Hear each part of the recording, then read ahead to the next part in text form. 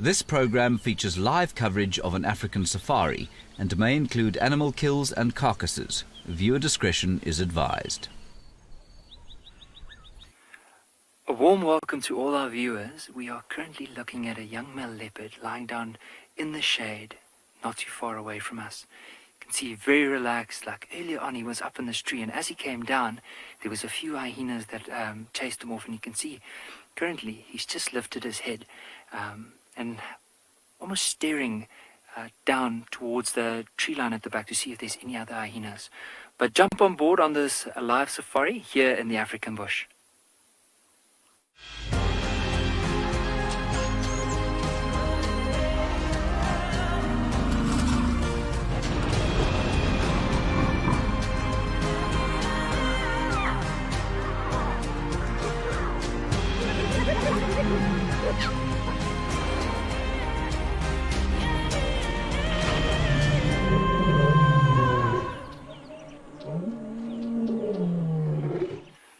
Just such a beautiful afternoon, and you'll notice that if you look at the different colors, I mean, the shade where that leopard is lying down is quite deep colors, so it tells us that it's still a nice warm part of the day. The sun is quite high, and because of that, this leopard is just resting up a little bit until it starts cooling down, and from there on, he most likely is going to start moving.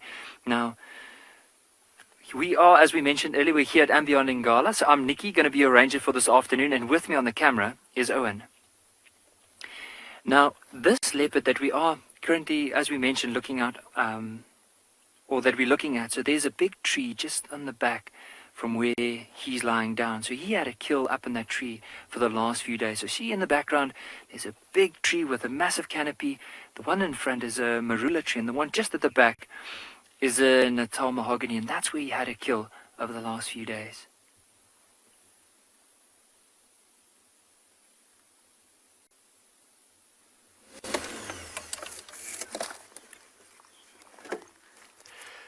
Good afternoon and welcome to Juma. We've just gotten live on our safari and we are full of excitement for what the afternoon is going to bring.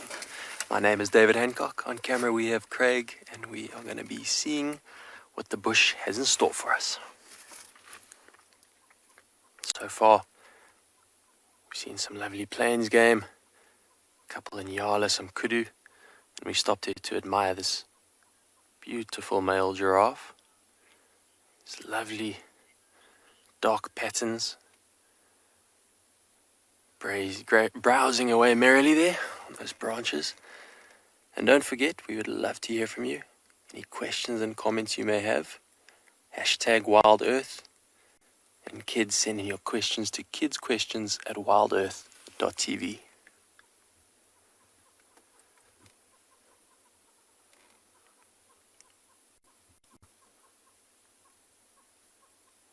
Giraffe has got such beautiful coloration. I love the dark skin.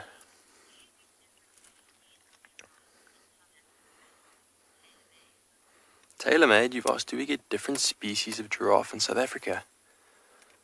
As I answer your question, I'm just going to reverse a little bit so that we can get another look at him. TaylorMade in South Africa, only this species. There are subspecies. I think there are 7 in Africa, if I'm not mistaken. All similar, just with a few different slight characteristic differences in coloration and skull. Well, he is hiding. The TaylorMade in South Africa, only the one species. And what a beautiful boy he is. Lovely start to the afternoon.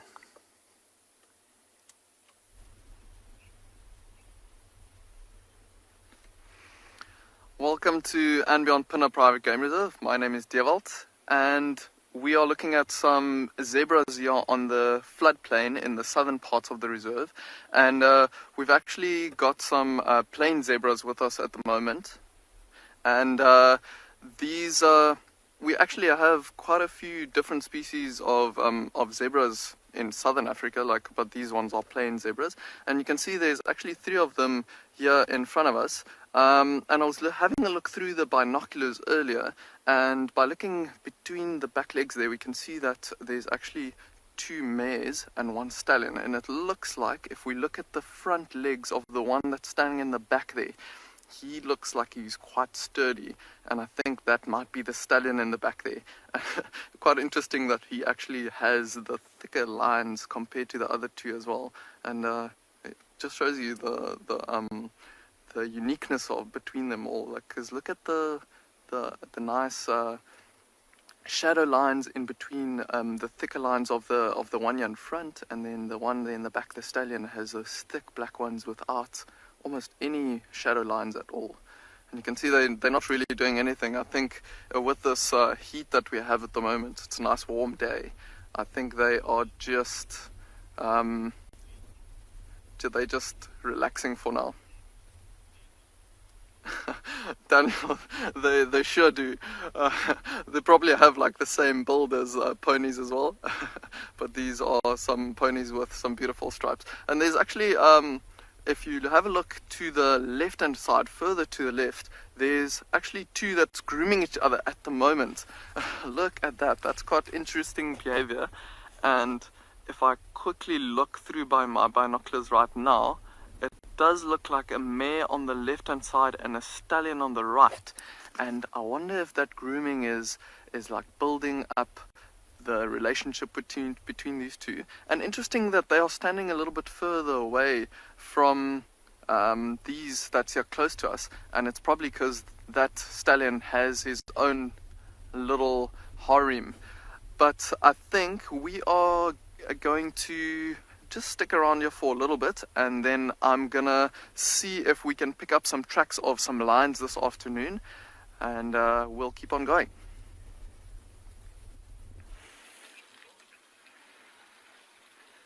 From 2 stallions to a massive askari of giant elephant bulls having a drink on this nice hot winter's afternoon.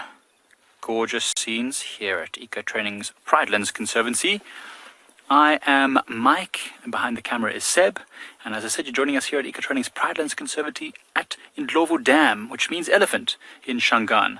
And as you can see, it's living up to its name with this incredible view of elephant bulls, including the very big bull that's underneath the tree there that you can see. That elephant is known as Kumo. And Kumo used to have a collar. He lost his collar a while back, but we still can recognize him.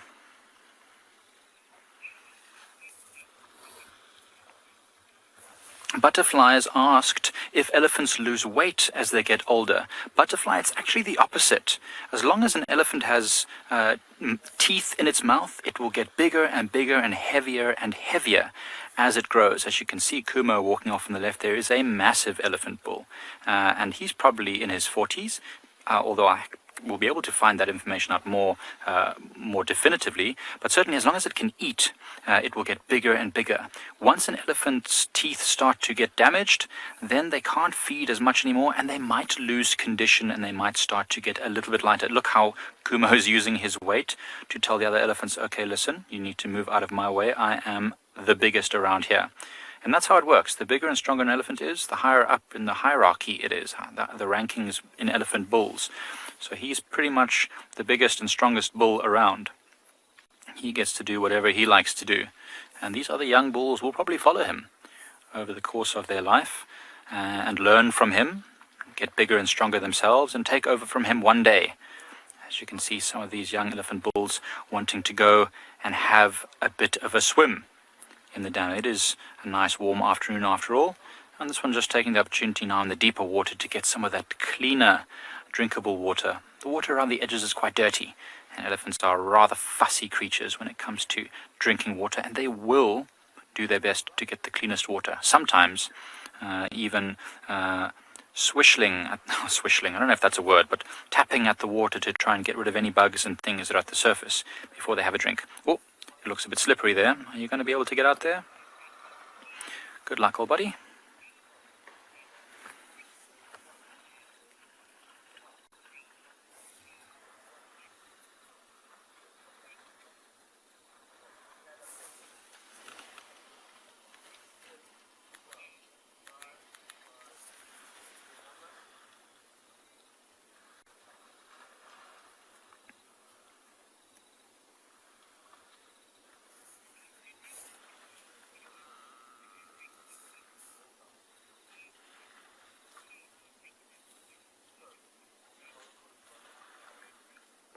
Okay, welcome back to our regular audience. We're in an ad break right now, just taking a break from the SABC, and you're just still watching the elephant bulls here having a bit of a play at the edge of the water. Now they look like they're heading towards the area where they normally have a bit of a dust bath. So hopefully they'll go and do a bit of dusting, which is amazing.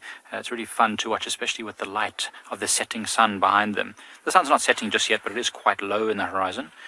We're in the winter now, so the sun doesn't rise as high in the sky. Right. I'm going to be holding off speaking for a moment whilst we come out of an ad break.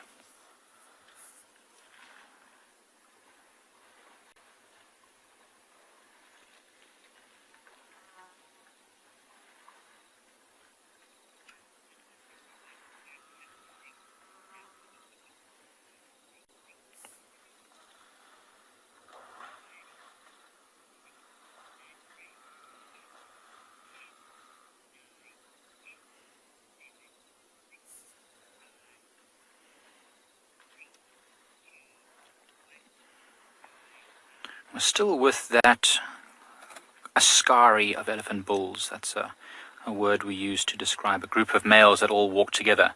And they're still here at Ndlovu Dam, slowly drinking and moving their way to the mud patch, which looks like they might go and have a nice big mud wallow. As you can see them splashing their way through the shallows. It's easier for them to walk through the water than through the muddy bank, as you can see. Oh, you see the feet sliding there. They've got a big a pad there which helps them when they walk on the hard earth to be softer, but it makes it a little slippery when they walk on this mud. You have to engage a bit of low range there to get up that little incline. But they're heading straight towards the mud wallow, which is going to be amazing to watch. It's incredible when they mud wallow. Krishna, you've asked if elephants can stay or go underwater, and they absolutely can. That long nose, that trunk that they have, acts like a snorkel or a straw that they breathe through. So where they can actually go completely underwater and cross this whole dam. When it's very full, the dam is deeper than an elephant, and you just see the tops of their trunks sticking out as they breathe. And they certainly can do that. It's difficult for the young elephants to go through such a deep water hole. Oh, look at Kumo there, the big elephant bull. He's kicking mud all around. But yes, they can move in the water, and these ones do all the time.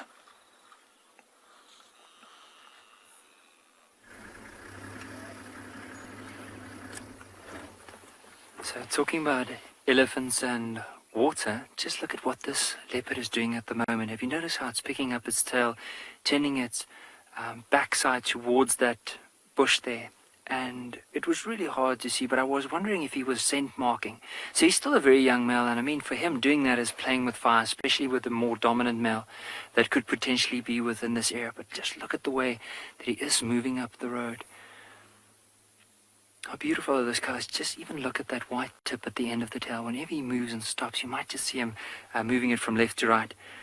But almost like those elephants that do enjoy the water. Now, this leopard, what we're thinking, might be on his way to go and have a drink. So I'm just going to slowly move forward. Harry, a leopard is pretty strong. To give you an idea, this leopard, just in terms of overall strength, would probably be able to lift something his weight into the tree. So if you look at him, what would you estimate his weight? I think maybe it'd probably be safe to say he's around 45, maybe 50 kilograms.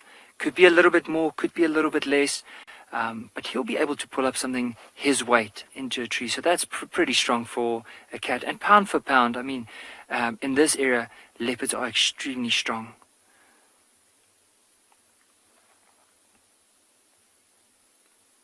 I wonder if eventually you won't just find a nice little spot to go and settle down.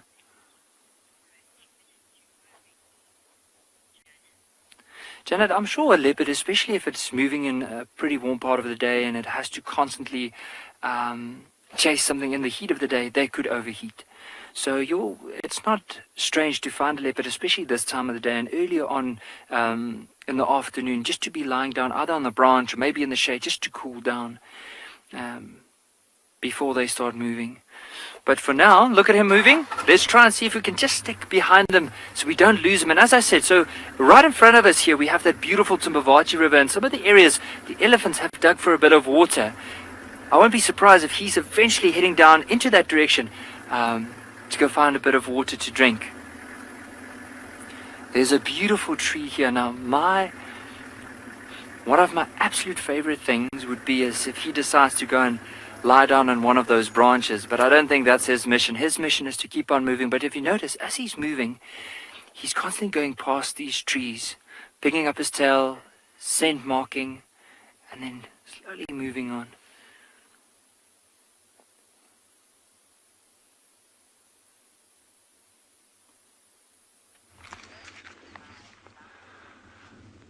Good afternoon from a beautiful day at Tswala Kalahari. It is so good to be out here, and it is so good to be that you can join us on this. And my name's Dylan. If any of you haven't met me yet, it is great having you along. And yeah, I have no particular plan for this afternoon as usual, but I just really wanted to show you this gorgeous little clump of trees that I'm in. It's not a particularly big cluster, and it's not a particularly tall group of trees, but what is really interesting is the fact that they are clustered together like this. And one of the thought or the ideas here about these little tree clumps is that it's actually formed from either a seed pod, an individual seed pod that's been deposited here, but more likely it's actually from the gut of an animal. So some herbivore that was feeding on camel thorn seed pods a long time ago and defecated here, and they started germinating. JC has asked, are there any medicinal plants or bushes around this area? Yes, there are. There are lots and lots and lots, and the early inhabitants have used medicinal plants here for tens of thousands of years, and we'll go into that at some point as well, but particularly more towards the mountains, and I'll show you some of those. They are quite interesting.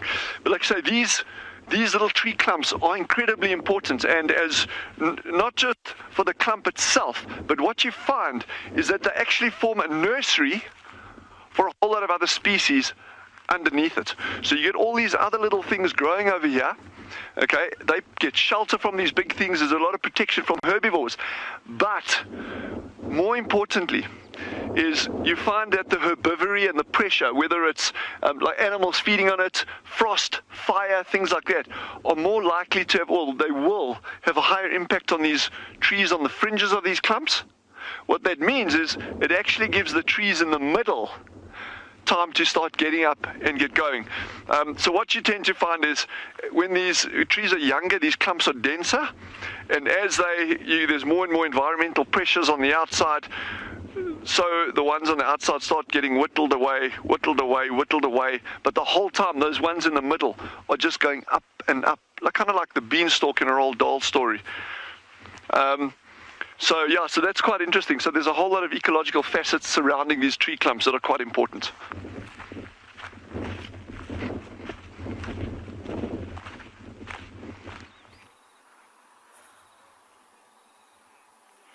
It's very interesting that you're talking about medicinal plants, because elephants are also well known to consume a lot of medicinal plants, and so their dung is often used to get certain benefits.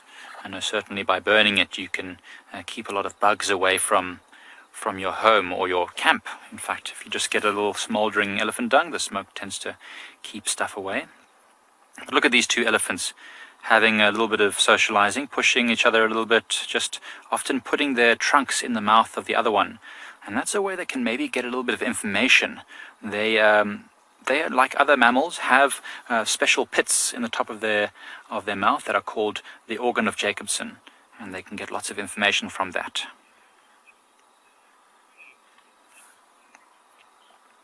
Taylor, you've asked a very interesting question that I get asked all the time. How is it that an elephant can be so quiet when they're so large? Well, Taylor, one reason why they're mostly quiet in terms of their vocalizing, the sounds they make, is that they communicate in infrasound, which is very, very low sounds that we can hardly hear with our ears. We can only hear sounds in a certain frequency, so they're actually communicating much lower than we can hear. So that's why they don't make too much noise. They can make loud screaming and stuff. And the reason why they walk so quietly is because they've got soft, fleshy, padded feet that spread out and cover the cracks in the ground and smother the leaves and twigs. So even when they walk, as you can see this when they look how his feet spread out as they step down, It's hard on the bottom, it's tough, but there's a fatty, fleshy pad that makes them very quiet when they walk. It's actually incredible. Sometimes you're walking through the bush and an elephant that weighs 6 tons, 6,000 kilograms, you walk right upon it and you didn't even hear it moving about in the trees or along the game paths because they're so quiet. I once had a whole herd moving through a tree, a little small forest, and I lost them because I didn't know where they were. I was trying to follow them on foot and I couldn't find them because they moved so quickly and so quietly. But they're amazing animals. Sassy Kathy, you've asked how thick an elephant hide is. Quite thick, not as thick as a rhino's skin, which can be up to, I think, 5 inches? I'll have to double check it. I'm going to have to look up that information. But I think an elephant's skin at its thickest can be a couple of centimeters in its thickness, which is thick enough that even when an elephant dies, most animals can't actually consume them until hyenas come along and rip the hide open. Hyenas are the only animals that can actually get through that. So it's very thick, but I'll find out, if we're still with these elephants just now, I'll find out the exact amount of thickness.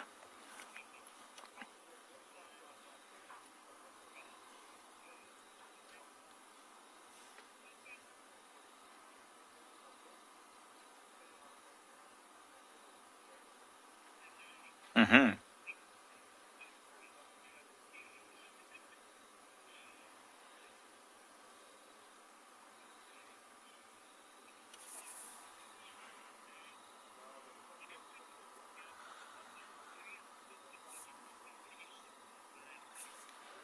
Okay.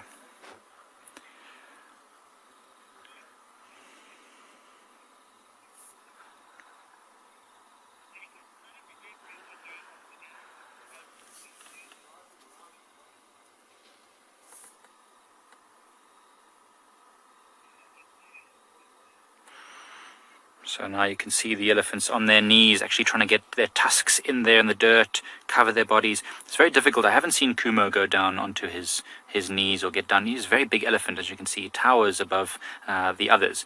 And so when he's going down onto his knees, it's very difficult for him to get up.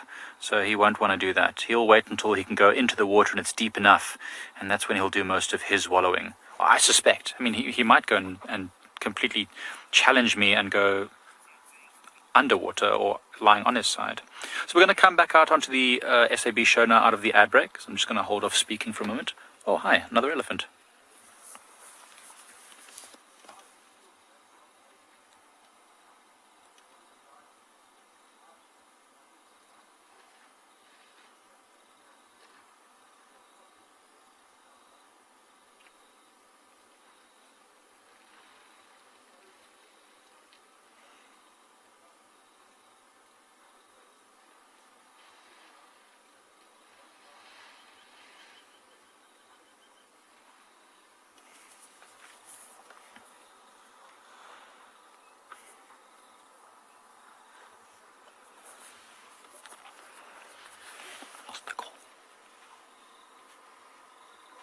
All right, so we're still with these elephants, and I remember Sassy Kathy asked me how thick is an elephant's skin. So I quickly made sure I was correct. So I knew a rhino's skin was about 5 inches, and an elephant's skin is about half that. So anywhere between 2 and 4 centimeters thick. So that's not particularly thick when you consider how massive an elephant is.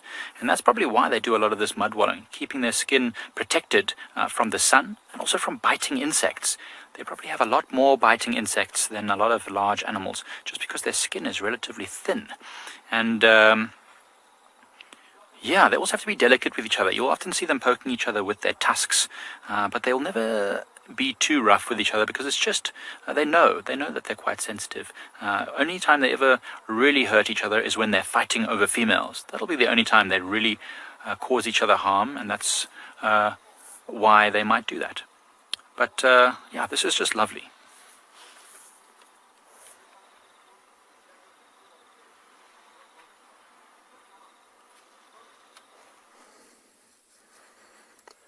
We've just stopped here to have a quick look at some rhino tracks, and right next to these tracks is the midden of a white rhino. One of the most interesting rhino features you find out here in the bush. It's basically a big bunch of poo, but what's interesting about it is that this is basically rhino Facebook out here. So a dominant bull will come here, he'll defecate, he'll push up this mound with his back feet, do his thing, get the scent of his dung on him, and then he'll walk off. As he urinates, he stands in his own dung, he'll drag his feet like this and carry on walking. Any other rhino in this area will come and smell this and immediately smell, oh, there's a territorial bull here. Females, subordinate bulls, other dominant bulls, and that'll tell them exactly what's going on here. Females can also use these middens as their own personal toilet, but they'll do it normally a little bit on the side, and that tells the male, the dominant male in the area, if there is a female on heat. So basically, like I was saying, rhino communication, rhino Tinder if you like. Jackie, you've asked what a rhino's feet are like. Are they similar to elephant? Well, they are similar in appearance, I guess, from the outside. They're nice and grey and they've got their flat, cracked skulls, but an elephant foot, it's not skulls, sorry, soles. Elephant foot is a lot rounder, so if I had to draw it on the sand view, an elephant footprint is more like an oblong circle going this way, directional arrow, whereas a rhino has a much different three-toed track. So the rhino toes are very significant, very noticeable in its track. This is the back of the foot, left toe, right toe in front. Elephant, a lot more round, but they do have those almost like fingerprints on the bottom of their feet that define them, the cracked soles of the foot. So similar, but also got their differences. But this stuff, if you were a person living out here and living off the land in the bush like they used to do in the old days, would be a brilliant compost. It's basically just digested grass. It smells exactly like grass, like I suppose what your compost heap at home would smell like if you have one. Remember, a white rhino only eats grass, and that's all that's in here. Of course, if you're stuck out here camping and you need to start a little fire to keep warm, get some dry stuff like this, and there you go, it's a good kindling. Very cool. One of the very interesting parts of the bush, these rhino middens. A good starting point if you want to track a rhino. Come to a midden, see how fresh it is. You'll immediately see if there's been any activity in the area.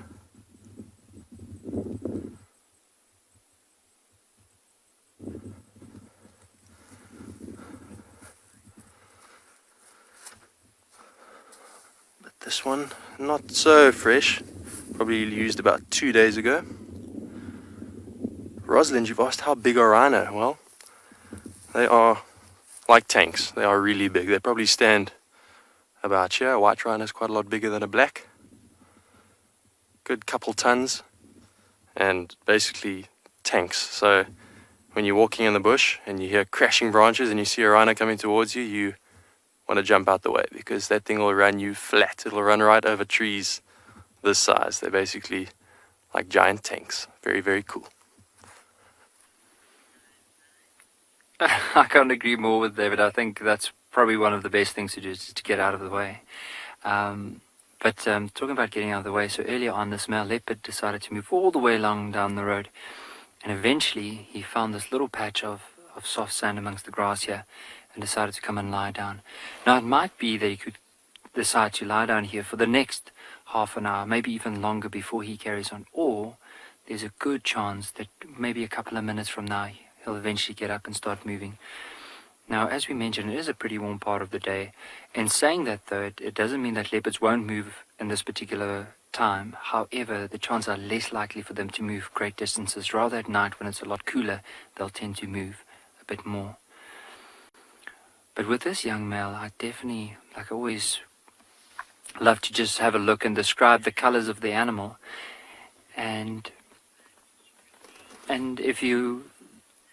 if you look at the different colors here, I mean, if we zoom in a little bit closer, you'll notice that around the belly there's this little wash of white, and then all these rosettes on the back, bit of a white tip at the end of the tail, and beautiful,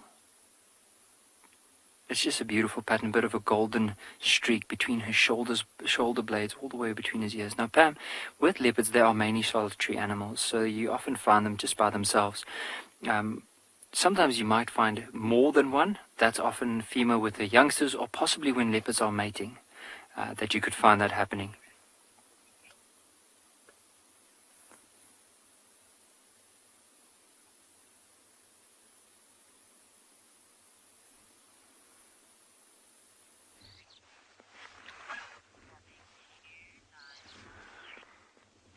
Black-backed jackal, the farmer's favorite in South Africa, certainly. This is kind of the ecological equivalent of a coyote in the States, or a dingo maybe in Australia, or a dhole in India. I'm going to reverse back a fraction. Oh no, he's actually coming out. He's coming out. He's coming out. He's going to come out past this bush. Just give us a second. There, 1, 2, 3. There he goes. So this little guy's actually up and going quite early. So I wonder if he's not onto a scent or something. He's watching us. This has got to be one of my all-time favorite animals. They are so wily and so sharp. These guys do not miss a thing. And I wasn't even tongue-in-cheek about being the farmer's favorite animal in South Africa. They are renowned stock raiders in many areas. Not all over, but particularly on small livestock. So they haven't exactly ingratiated themselves to farmers. But there is fantastic evidence that the more you leave them alone, the better they control their own populations.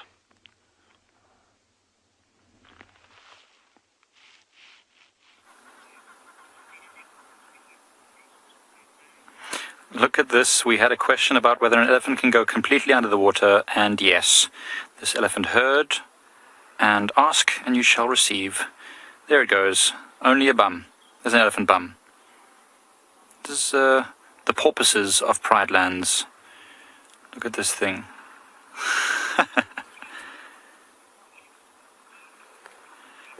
Lesejo, you've asked a very good question. How many liters of water can an elephant consume? About 200 liters a day they can drink. If they are very thirsty and very big elephants, about 200 liters. But, normally if they're a bit smaller, let's say probably about 100 liters is normal. About 10 liters can fit up in the trunk at a time. So they'll just suck up the water into their trunk and then spray it out into their mouth at 10 liters at a time. It's amazing, all these young elephants playing in the water, and the large bull Kumo is just watching them, a fatherly figure, just making sure no one hurts themselves. Oh, never mind, maybe he's going to come and get involved. He's such an awesome elephant. He's got such a good temperament. He's so calm and composed at all times.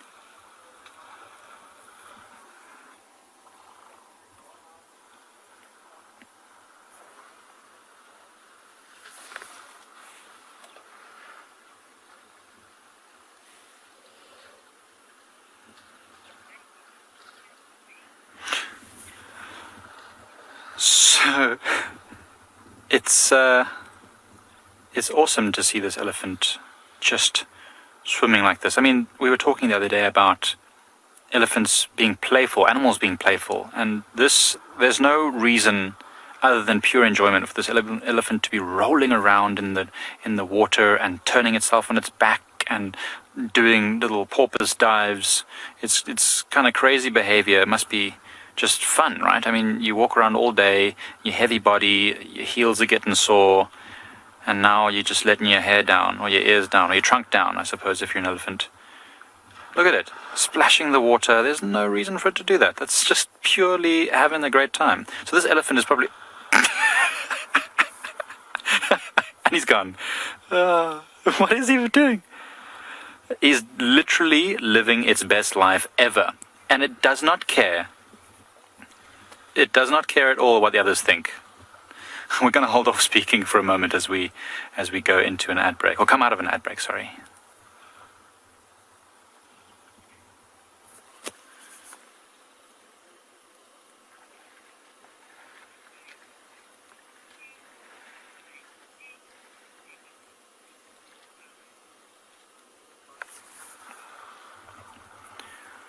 Still swimming, still having the best time of its life, just literally living it up in the waterhole. All the other elephants are slowly moving off, but this one says, nope, I'm not done yet. I'm having a tantrum, or I'm having the best time. I can't leave just yet. It's just literally, so it's probably sitting right now on its knee. Oh no, never mind, it's not sitting anymore. Now it's diving. There's an elephant bum again. Look at this. Consciousness, this elephant is almost certainly sitting down on its back legs when it's got its head up like that. Well, right now, I don't even know what it's doing. It's waving at us with its ear. It thinks it's a seal, I think. This elephant is right now doing a headstand, but they can sit down on their back legs, but only in water. It's not comfortable for them to sit down at all. Even lying down, it's not that comfortable for a big elephant if they're not on a very, very soft ground. Oh, the elephants are now doing a dust bathe, which is super cool. You see, the elephants have had a swim, they've got mud on themselves, and now they're literally throwing dust all over their bodies to try and soak up some of that water and to sort of coat their body in a layer of dusty mud that they'll then go and rub on a tree or a branch or a big log or a rock in order to loosen some of the parasites from their skin. Isn't this amazing? We're seeing literally a whole elephant pampering session happening right in front of us.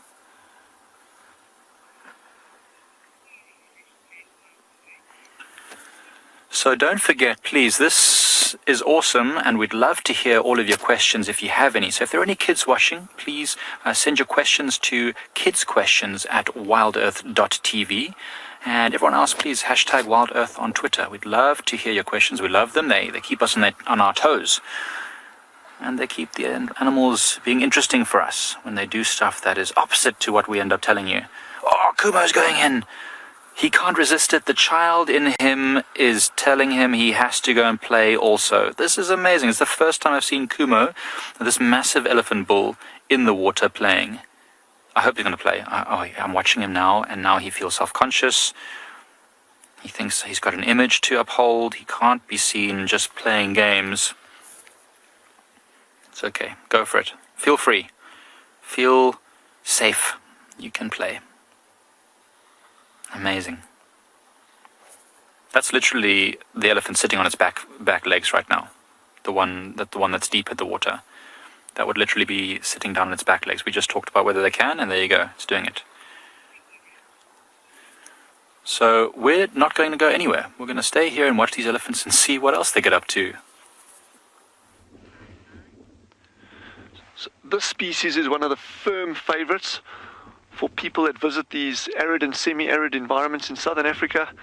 The oryx, many of you'll know it as a gemsbok or a gemsbok, if I get the pronunciation correct there. And they are incredibly well adapted for surviving in the harshest environments. We were actually watching them drink water the other day. A little herd of them came down to drink at one of the dams, but they don't need to. They are got incredible tolerance for high temperatures and very, very arid areas. They get most of their water, well, pretty much all their water requirements from the plants they eat. And they'll actually dig out plants. You'll see them pawing the ground sometimes until they get to roots and tubers. And there's this beautiful fruit. I don't have an example with me at the moment, but it's this big green round, looks like a small watermelon, called a summer melon. They'll actually eat those as well for moisture in the dry season.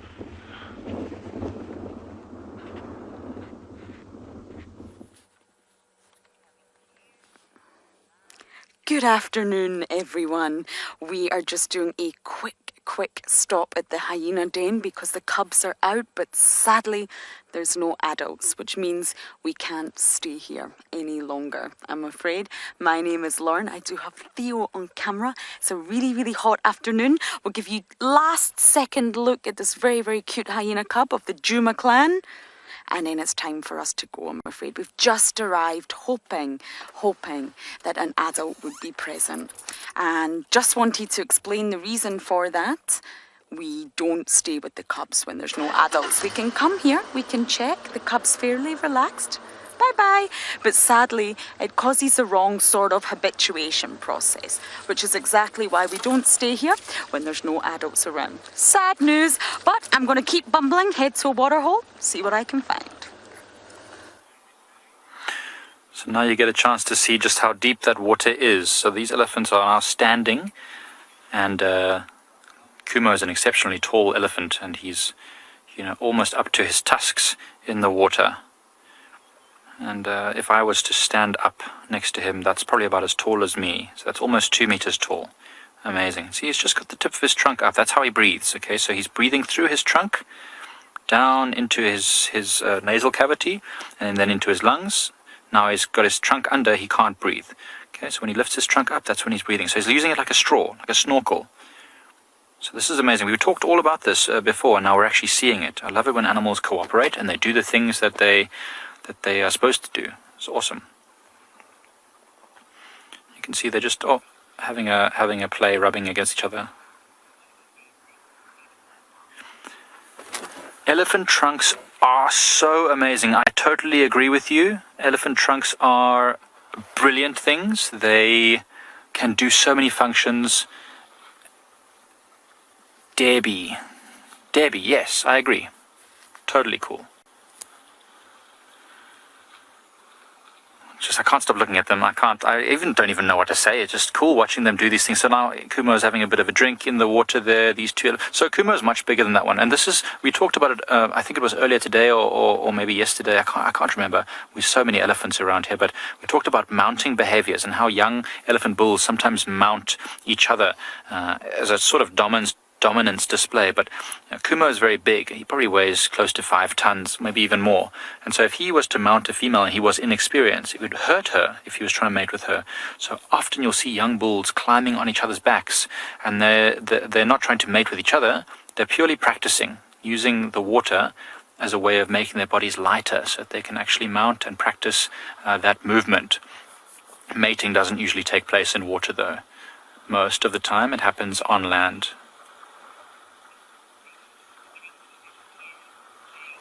JK, how does an elephant prevent water getting into its ears? Well, it doesn't really prevent water getting into its ears, to be honest. Their ears are just like ours, just much, much larger. So the ear holes are actually on the front of those big flapping ears, not behind them, like some people seem to think. So the holes in the elephant's ears are in front, and they can't close them. They're not like aquatic animals like hippos and other ones, which can actually flap their ears down and relatively close them. Elephants, they stay open. So I've no doubt that it can happen that maybe dirt gets in the elephant's ear and it's very uncomfortable. We sometimes see them using their trunks to reach into their ear to try and scratch around in there. So that's when they've probably gotten some leaves or dirt in their ear. It's quite uncomfortable. I wonder if this elephant's going to go and dust bathe like the rest. There's a very dusty section there. You can see even as it walks how much dust is flying up. It's very dusty there because they've all been dust bathing there for a long time.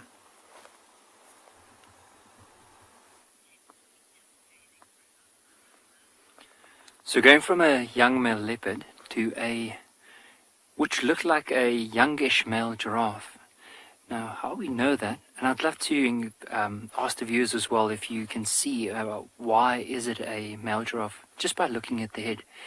Now, some of the features and some of the tips we can use is, like, if you look at the very top of the horns, have you noticed that there's a little bit of a sheen, it looks like the horns are shining at the very top. Now, often the males, when they start growing and becoming more dominant, they'll have this behavior called necking, where they cross their necks and they hit each other with their heads. So the very tip of their horns start to go a bit bald.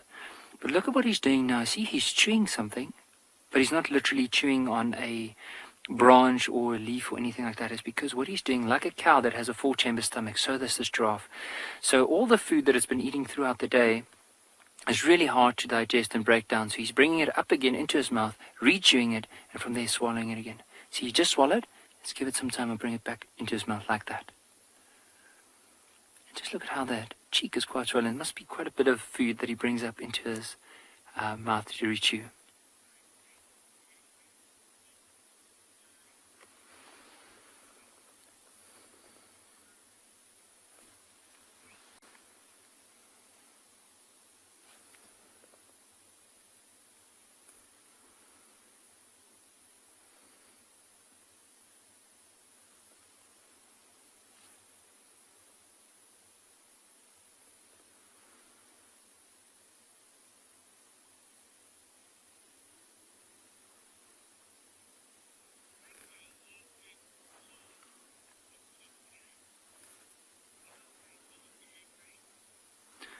So there's another giraffe just off to the right. So the one we saw earlier was a lot lighter in color, but this one here, you'll notice it's slightly darker. Now I know it's the angle of the sun as well, but you'll notice between its ears, especially around the horns, like along the neck, a lot darker in color. And even, have you noticed this one's also not feeding, but also just regurgitating everything into its mouth, chewing it again and swallowing it.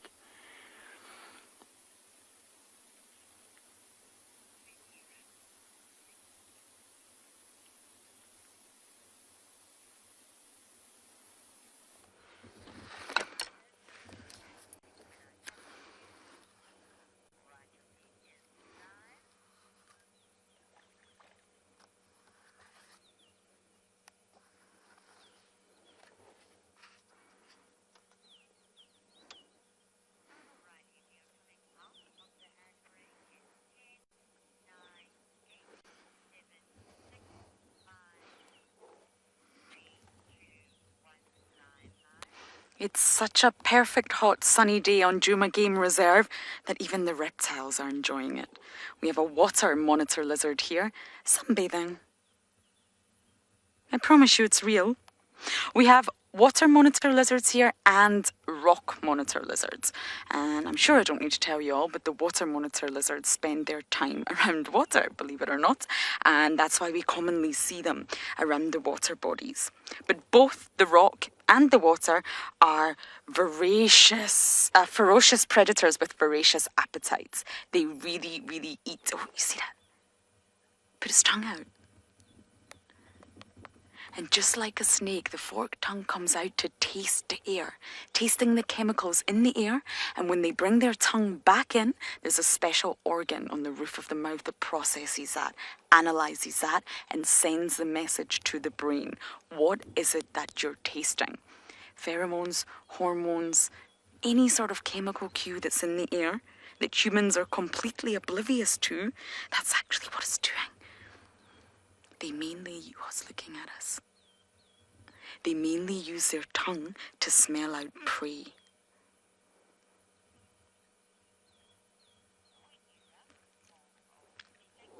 Oh, I wish I was this monitor lizard today. So other than this lizard, there's not much at this water body, so we're going to bumble on to the next one.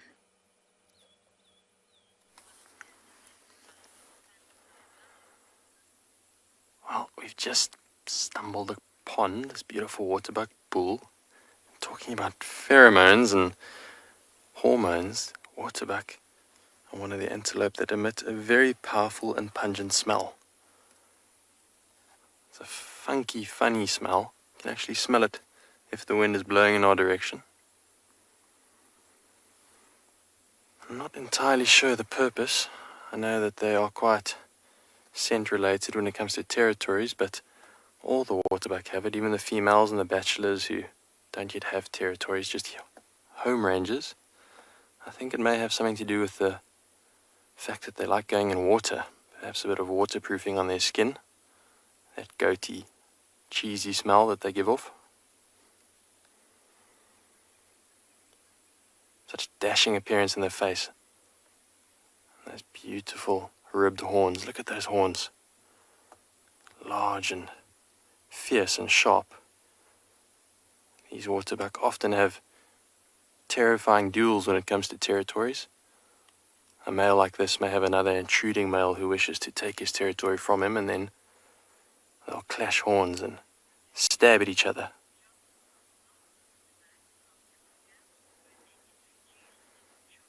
And often, it's not uncommon to see fatal wounds inflicted by waterbuck males as they joust for the right to a territory. Those horns are so sharp they can penetrate and puncture organs. So no joke out here, maintaining a territory. Joel, you've asked, are waterbuck native to Africa or were they introduced? And they are native. They were always here,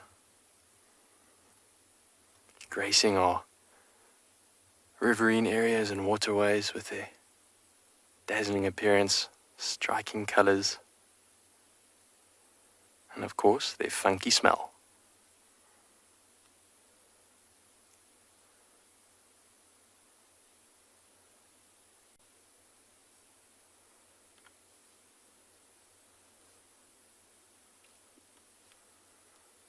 Ooh, now the wind's turning, getting a bit of that whiff I was talking about.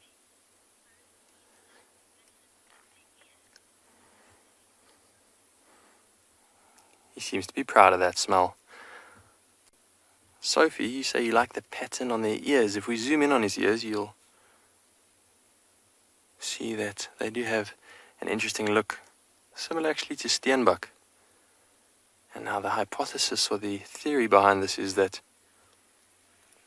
it helps with the blending in. Waterbuck, I don't think so much. Steenbok, as they lie quietly in the bush, they try to blend in, and their ears actually look like leaves, funnily enough.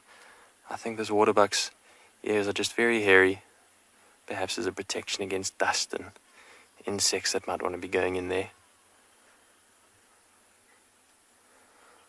What a lovely moment spent with this beautiful waterbuck bull.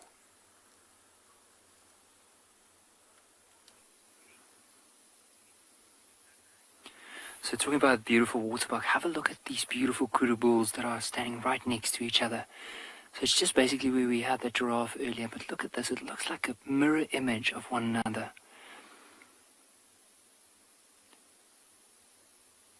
What really stands out to me is just, like, I mean, if we had to describe this kudu, look at the ears, you'll notice inside all the little bit of pink, white rim around the ear, that white around the eyes, and under the mouth. Hey, with the kudu, they're not endangered. There's quite a few kudus that you do find within this area, and they are capable of moving quite far distances. Now, I have seen before where kudu, probably the size of these ones, were capable of clearing a fence of nearly 3 meters. So they are very well capable of just moving pretty much anywhere they like. But it's not an endangered antelope. So unlike a sable or maybe a roan antelope, not as endangered, they're more common to see. But look at those round cup-like ears. How this one is focused. I don't know if anyone heard, but there was quite a few francolin. There were alarm calling and doves that flew off. It might have been they got in a fright from one another. But immediately this kudu focused those big round ears into that direction, scanning, listening out to hear if there's any potential danger.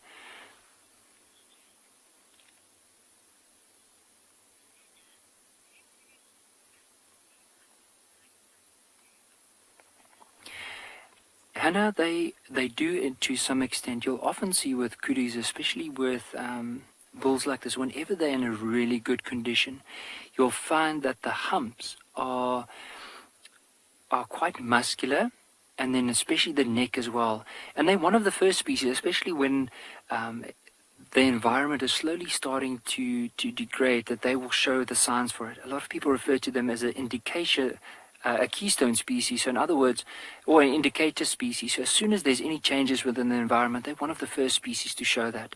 Now, in some areas where there's not a lot of trees, often what you find is as soon as there's a change in season, you often notice that in the central part of South Africa, around the Free State province, whenever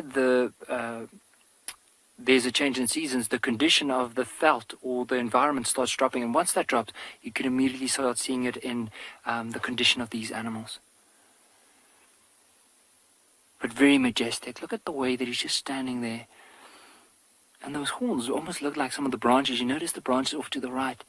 How does that not resemble the horns of these kudus?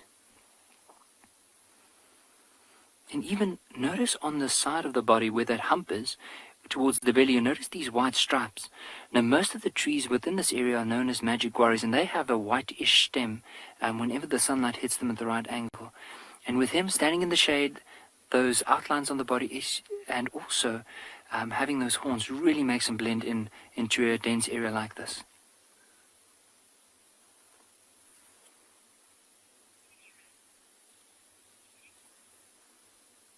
But a very majestic animal.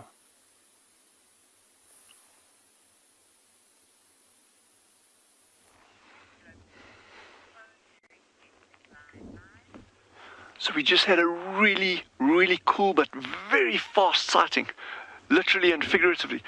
We had a cheetah that crested a dune out to our left-hand side. Doesn't look like a relaxed animal, but that little herd of gemsbuck that you're seeing down the bottom, the cheetah actually flushed them out. So he wasn't going for the gemsbuck. The wind was in his favour, so I think we gave him a bit of a fright as we were moving on a different road. We hadn't seen him, and he flushed out. Darby spotted him just trotting up towards the dune crest.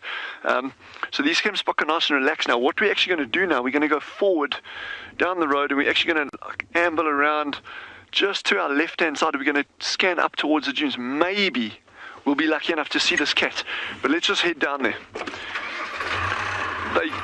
They make great use of these dune crests to actually scan from, because it's cooler, but then also they've got a nice field of view.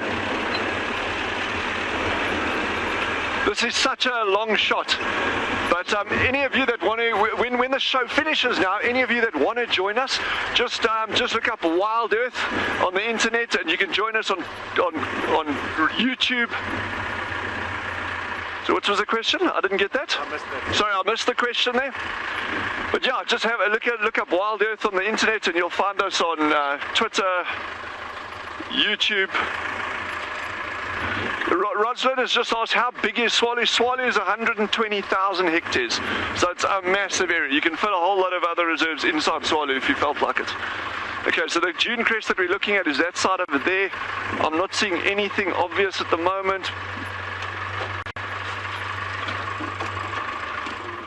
Okay, I don't know if you, sorry, we're just trying to get an angle over here where we can, this will be like in the dying minutes of the game here, but anyway.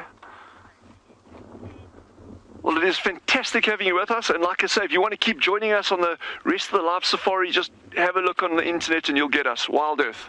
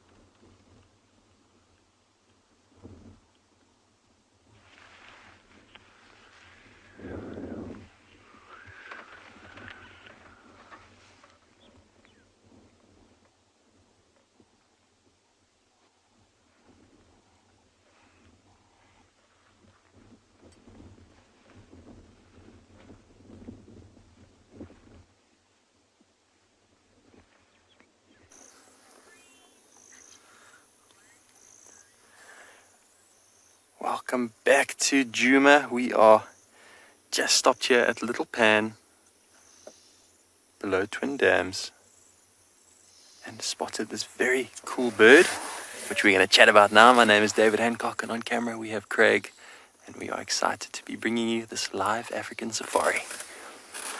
Craig actually spotted this bird. It's a very cool bird called a greater painted snipe. See if we can have a zoom in on it there. It's a little bit in the shadow. Beautiful bird. Very vivid in coloration. Not commonly seen. I've only seen them just less than a handful of times out here.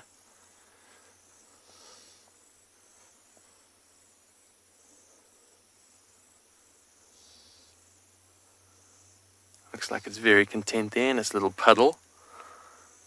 Lots of life in this little pond, little mud wallow. See, the water is full of algae.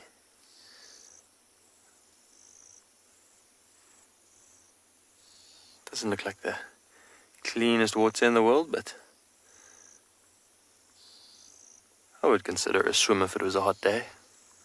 Almost there. Our spring is coming, and then I'll be jumping in. Notice all the weaver nests decaying there after the breeding season. Makes it look like Halloween out here in the bush.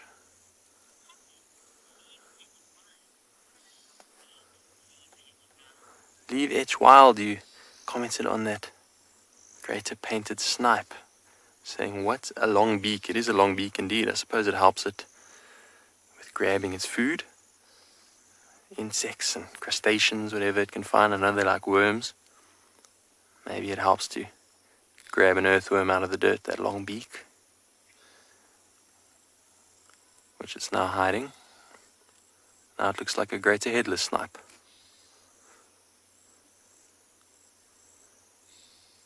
Maybe it also helps with cleaning itself between its plumage and feathers. Whatever the reason, it's just the right length of beak it was meant to have.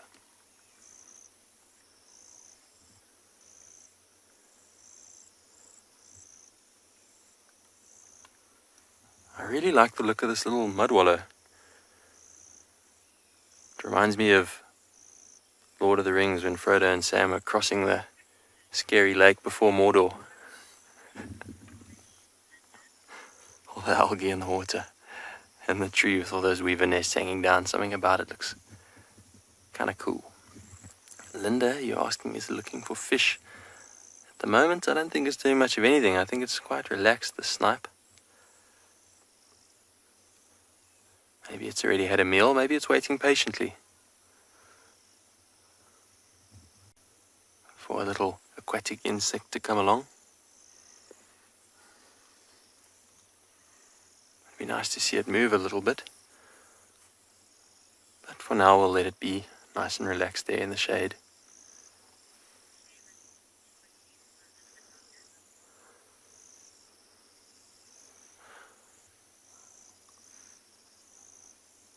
It's amazing, even these little bodies of water, how much life they attract. If you could really break it down and see how much insect life is here and bird life. Even water monitors and all sorts of things that come down here and derive life from the moisture. Everything from the tiniest little elephant shrew all the way up to the mighty elephant will come and drink here. You can see all around the bank tracks of all sorts of animals, from little steenbok footprints to massive elephant spade feet pushing into the mud.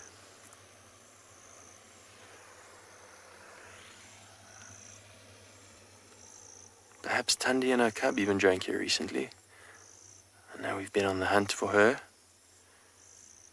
Nothing yet, but hopefully we will find them. I think Lauren was going to be trying to follow up on that this afternoon.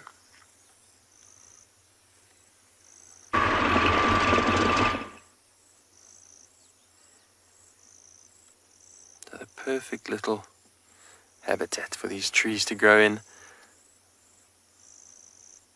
think these trees are probably going to go quite quickly, having all this water around them.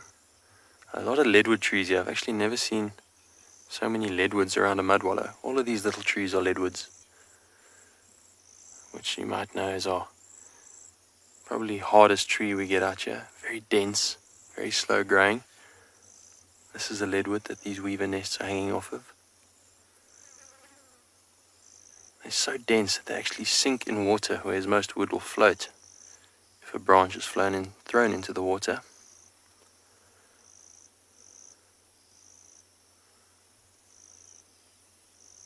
But this is still a baby, and it's probably older than me. They get massive, but they stand for thousands of years, literally. They'll grow for thousands of years and then stand for a few thousand more. They're so hard and termite resistant that nothing can really bring them down. Nothing but the weight of time, which will eventually over many generations break it down. This tree has still got a long time ahead of it.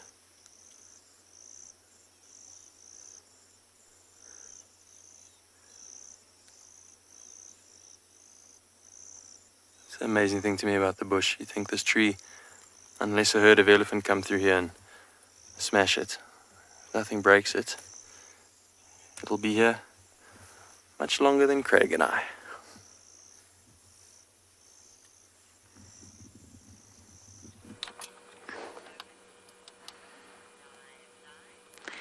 Weaver's nest to crested barbet, the punk rockers of the bush. Sitting perfectly, actually. We've tried to frame up a lot of birds today and they have not played ball. But this guy is. My name is Lauren. It's Theo on camera today and we have arrived at Chitswa, hoping for some thirsty animals to come down to drink. But sadly, I don't think anyone's thirsty and I don't know why not, because it's a very, very hot afternoon here. Aren't they just fantastic looking? They're also fantastic in the way they breathe. They have a very unique and specialized way of breathing in a circular motion. So if you think of us humans doing yoga, where we maybe hold one nostril and breathe, inhale through one and then exhale through the other. Inhale, exhale. I'm sure you know what I'm talking about. It's called circular breathing. Crested barbets have their own unique way of doing this, which is very unusual, and it allows them to make that call that they make. And I'm not going to play it just now because we have a barbet right in front of us, but later I will play it for you so that you can hear the sound of their call. It's very high-pitched. It's like a trill. Okay, that was terrible. It doesn't sound anything like that, but I will show you on my bird app later. So they're very unique birds. I don't think they get enough credit. And it's due to a special apparatus that they have inside. Biologically, they have adapted to breathe this way. It means they can continue to call, but in a much more high-pitched tone without stopping to breathe. So they're breathing and calling at the same time, which is absolutely fantastic. And not all humans can do this either. We have the ability to do it, but we have to perfect it. We have to train. There's lots of things that humans can do that we have to train. And circular breathing is one of them, but it's not natural to us.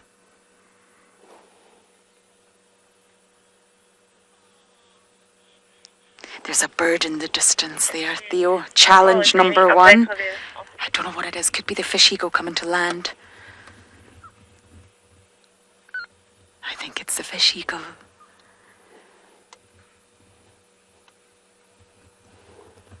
Wow, how majestic. I wonder if it's going to swoop down to hunt.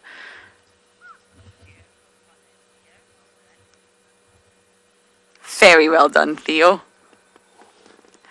I gave him a challenge and he accepted. It's sitting up on top of this jackleberry here, and the last time I was at Chitwa with this fish eagle, it swooped down and picked up an African green pigeon. So I wonder if it's just perched or if it's hungry.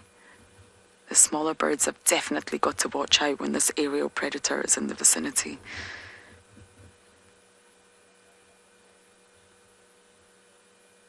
It's very rare to come to Chitwa and not see the fish eagle. Oh, we've got a wood hoopoe down here as well, Theo. You see at the base of this tree where the barbet is in. Up this one. The one with the awesome mohawk of feathers. Oh, it's eating. It's caught something.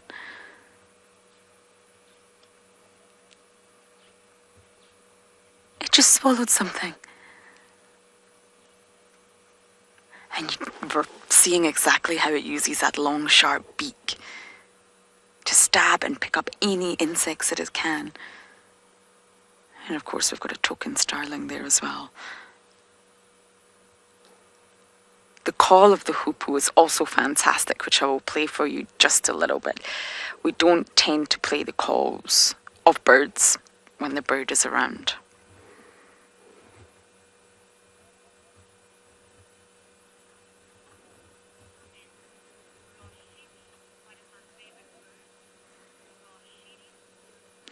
Roshi, you're saying one of your favourite birds. I'm not sure which bird you're talking about. The crested barbet, the hoopoe, or the eagle, but they're all fantastic. They're really, really all great birds. They're definitely in my top 10, that's for sure. Oh, the hoopoes came back out again. I think it's a Birchall starling next to it, but I can't quite tell. Here we go. Wow, someone's really hungry.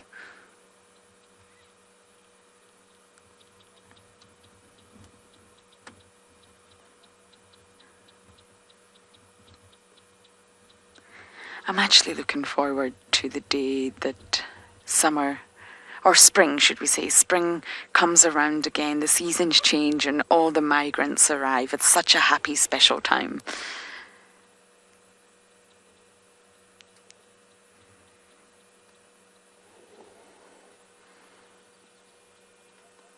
I'm trying to just scan to see if we can see any other birds for you.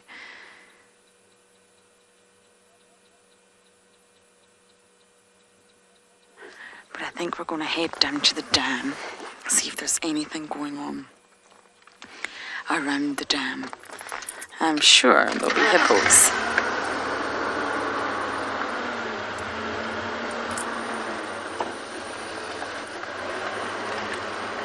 Gremlin, you're saying the hoopoe looks like a woodpecker. Do you think so? I know what you mean by that, but that long, sharp beak. But they do, of course, look different. Very, very different. I actually really love the woodpeckers around here. They also have specialised adaptations. If you have ever seen an image of a woodpecker's tongue, it starts in the mouth, but it actually goes all the way around the head. They have an incredibly long tongue, and it's fascinating. But yes, they do look similar, woodpeckers and hoopoes. Here's the hippos. They have a bird on their head, I imagine. It's an oxpecker, but let's see. Yes, it's a red-billed oxpecker.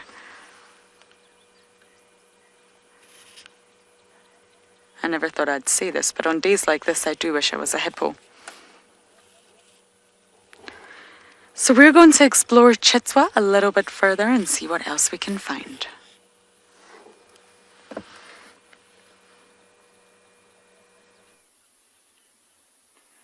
How incredible is this? So remember earlier this morning, or for some of our viewers that haven't seen the video or seen the live safari this morning, we were able to find that leopard with a young dwarf mongoose this morning.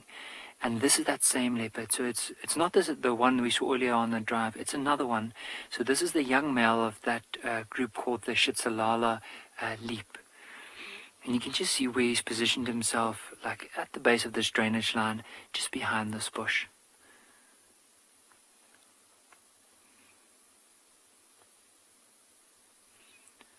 And what would be really nice is, especially with the angle that he's lying down in, is if he opens his eyes, I want everyone just to have a look at the color. And you'll notice is this golden, oh, on that note, I think he just feels like he's too tired to show us any bit of himself. But he's so well hidden. Look, if we move out, it's so hard to see him. Now, we were very lucky that this afternoon the trackers, Tom and Adam, came past this area and they managed to spot him, like coming down into this drainage line.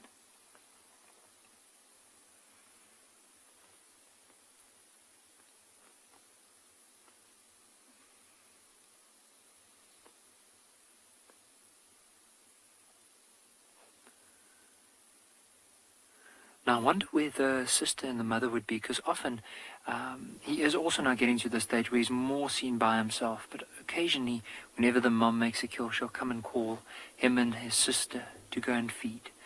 And the older you get, the less likely that's going to happen, until eventually he gets pushed away from her. But it's still another couple of months, maybe possibly another year or so, before she eventually pushes him out, and he needs to then fend for himself. And then, like the Makoti male we saw earlier, that often, either if he can't hunt for himself, he'll often steal the kills from possibly other animals, especially female leopards.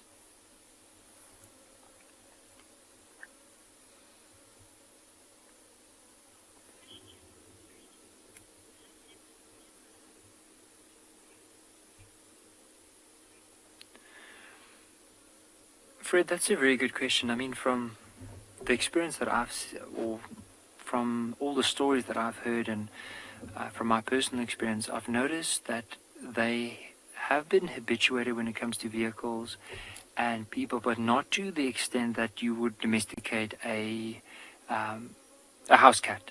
They won't be as relaxed. Once they get to a certain stage, almost like lions, they'll, to some extent, you'll be able to work with them, but once they go past that, they become really aggressive. They have unpredictable behavior, or less predictable behavior. And I don't know, maybe one of our viewers have been able to have an opportunity to deal with it, or know about anyone. I would love to hear from any of our viewers if they've ever heard about it or even seen it. But from my personal experience, never fully domesticated.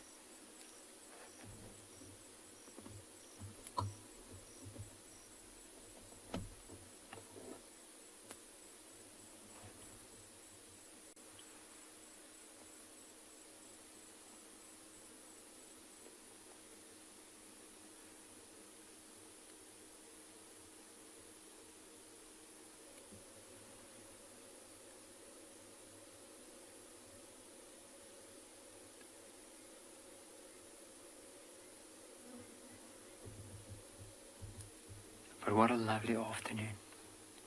Just where he's lying down now, there's actually some sunlight creeping closer to him. So eventually he'll either start getting up and move into the shade again, or he might just be spending a bit of time there until it cools down a bit more, and hopefully we can see him getting up.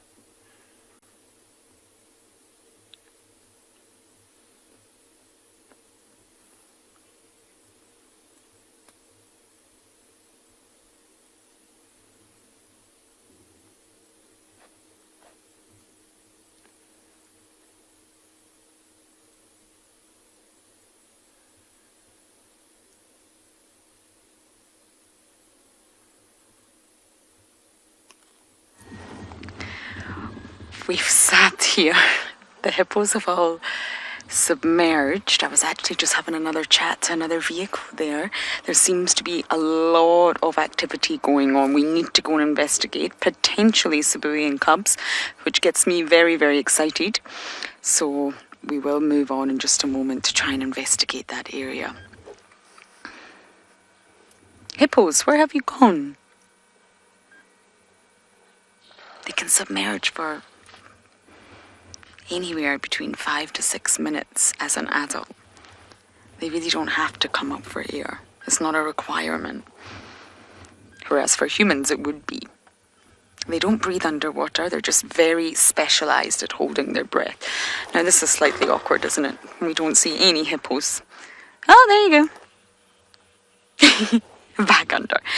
It's also very hot today, so I imagine if you're a hippo, it's ideal to be under the water. Let's reverse, Theo. That'll be easier for you. Humans can train themselves to hold their breaths like that. You really can. There's a very interesting sort of piece of human anatomy. Let me explain it to you. So when we are babies, if you watch the way a newborn breathes, it's completely different to how an adult, like myself, breathes. We actually lose that ability to control your diaphragm. So you have your lungs and then you have your diaphragm. Why can I not see any hippos? Okay, I'm doing a very long reverse here across the damn wall. So yes, if you think of our breathing, it's very, very shallow. In, out, in, out, in, out, in, out, using the chest. We're not actually contracting our diaphragm in any way, shape or form, but we do when we're a newborn baby. Okay, can you work with this, Theo, before I end up falling off the damn wall? Oh! Very dramatic. Hippos love the drama. So yes, if you imagine your lungs, you've got your diaphragm underneath. What you can do if you want to train yourself, especially if you want to be a free diver, is actually pull down your diaphragm, learn the sort of art of doing that before you then fill your lungs with air. And it's a very specialized technique that took it took myself a long time to learn, rather than this just shallow, hollow breathing in and out through your tummy that we do as adults. Humans develop this very lazy way of breathing. But if we do want to submerge for 5 to 6 minutes like a hippo, we can train ourselves, and it is possible. You just need to change your breathing technique. And it's fascinating. If you Google search apnea, you will find lots of sort of advice on how to do that. And it's not easy. But it's sort of shallow tummy breathing to diaphragm breathing. And it's very, very different. And you can see it in humans. We change as we develop.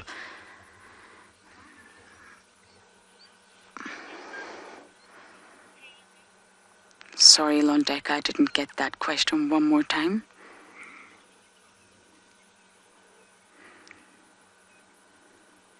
There we all are. They made us work hard for that, Theo, didn't they?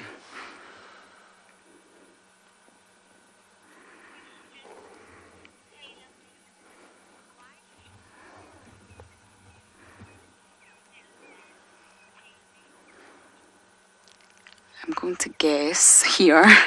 TaylorMade, I think you're asking why do hippos stay in the water instead of on land? I hope that was your question. So if you think about it, hippos are very large animals. They've got a heavy body weight behind them.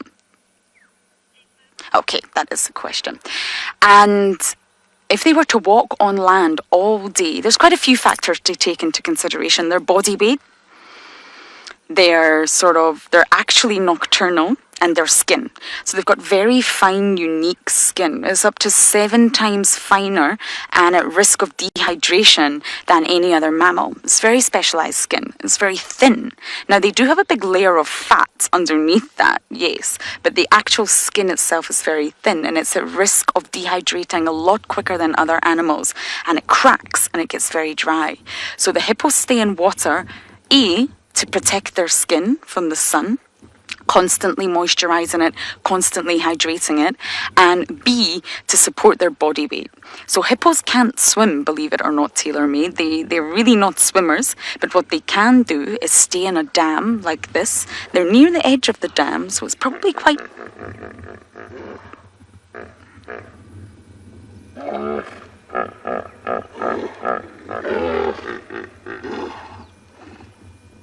They're agreeing with me. And second, it's energy saving. So they're protecting their skin, but they're also staying in the water and buoying themselves up. So they're probably standing at the bottom. They can also control their buoyancy, which is another thing that you need to take into consideration if you ever wanted to be a free diver. Your buoyancy, they're able to control that, and they just stay buoyed up in the water. They don't need to waste any energy. They don't need to expend any energy.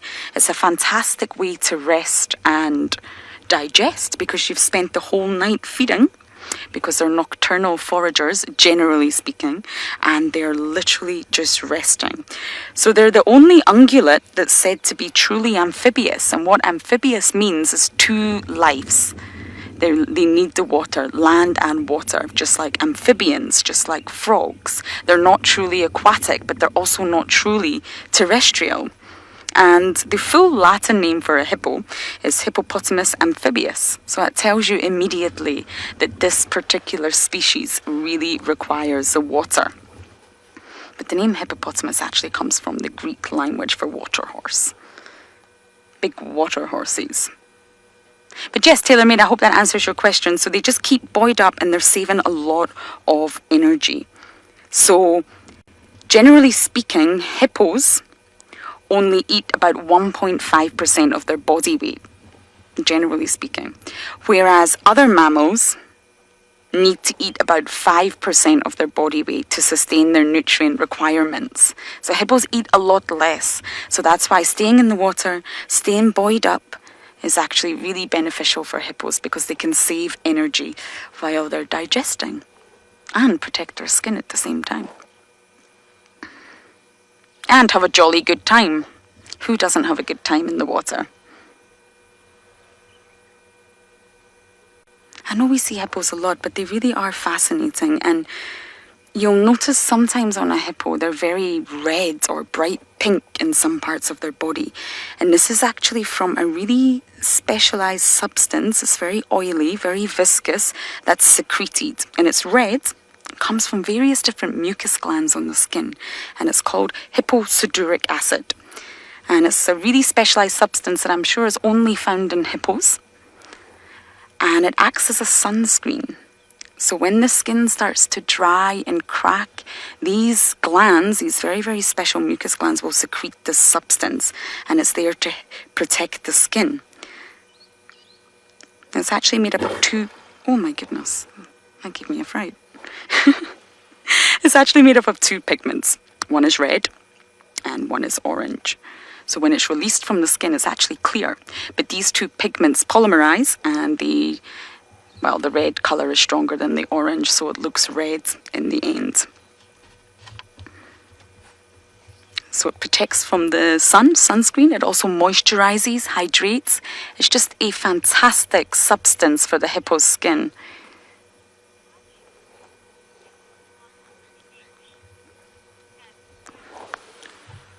Sorry, Londeka, you'll have to repeat that question.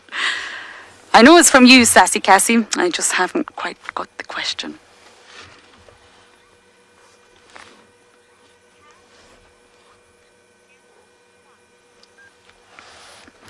Have hippos ever swum in the ocean? I don't believe so, but they are very closely related to oceanic animals. So their lineage, their lines of evolution are whales and porpoises. So they're land mammals themselves that do need the water to survive, but I don't believe they've ever swam in the ocean. They've maybe swam in saltwater bodies that have an influx from the ocean, so it's maybe sort of high in salt concentration, but I don't believe they swim in the ocean. That's not sort of where they've derived from, but their close relatives have.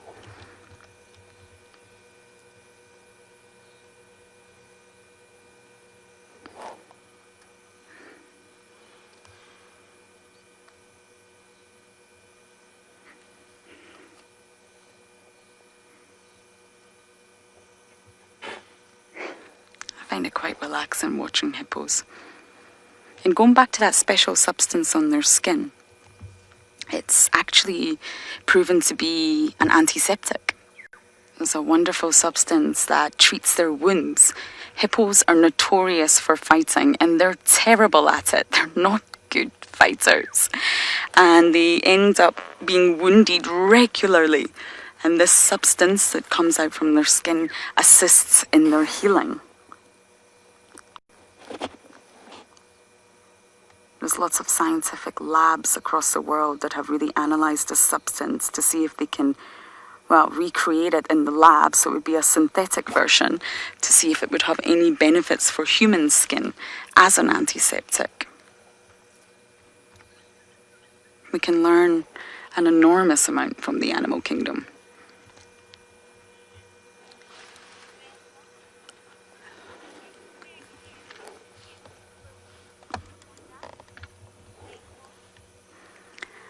Unfortunately, I didn't get that name, but do their ears get filled with water? Yes, just like ours. Humans can submerge. We can go under, and the water does not trickle into our inner ear.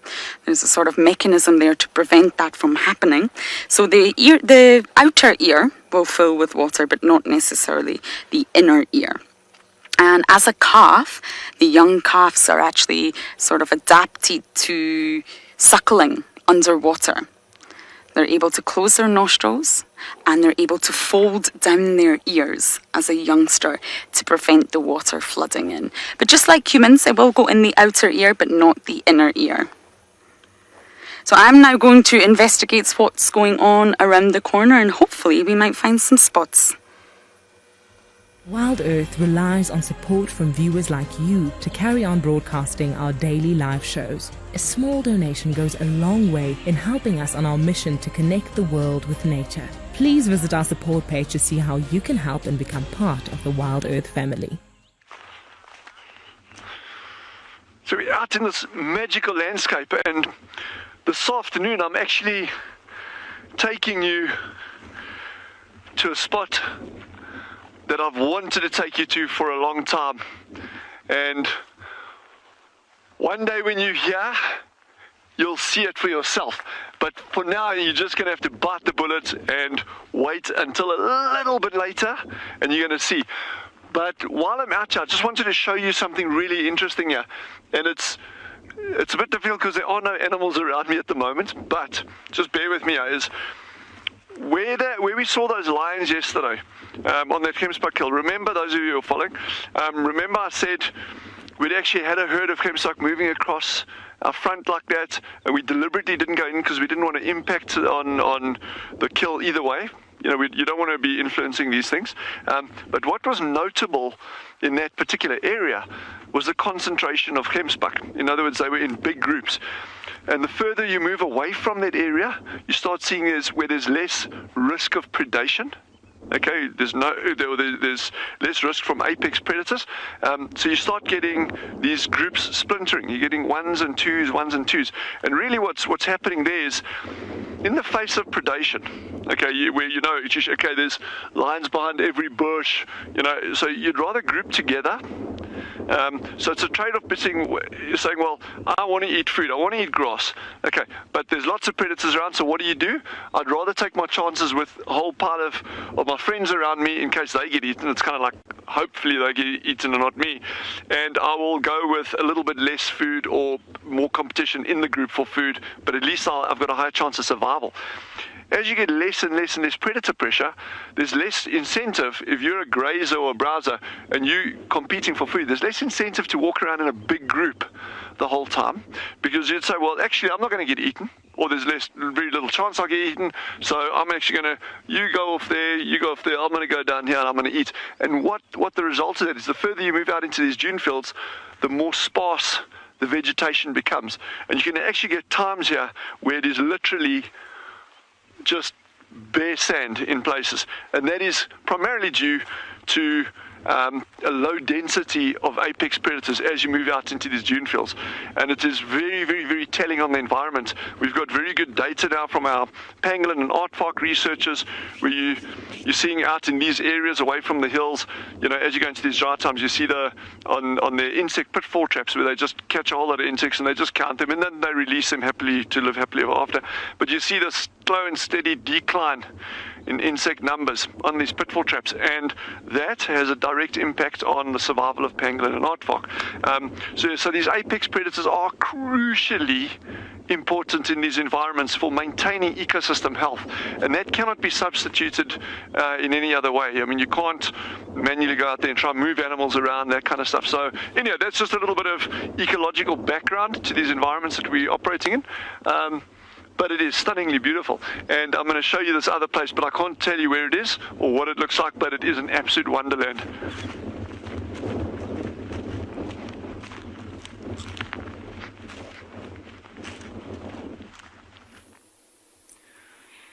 The smell hasn't moved too much. He's only repositioned his head a little bit slightly more off towards the riverbed, but how beautiful is that though? Look at those beautiful long whiskers.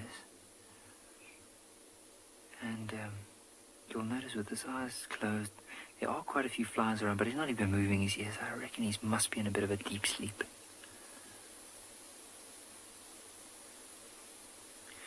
But the other thing we wanted to point out, now one of the ways to find leopards, of course, we said like possibly spotting them, but the other way is tracking. Now if you look at that track in the middle of the screen, do you notice the little pads right in the front there and in the back?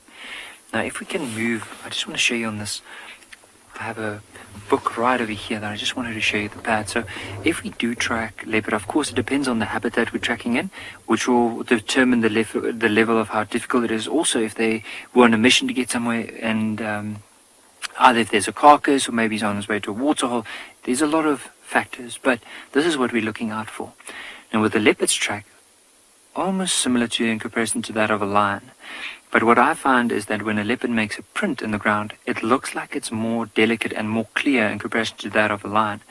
And if you look here with a leopard, you'll notice there's 3 lobes at the back. 1, 2, 3. And you'll notice the 4 pads in the front.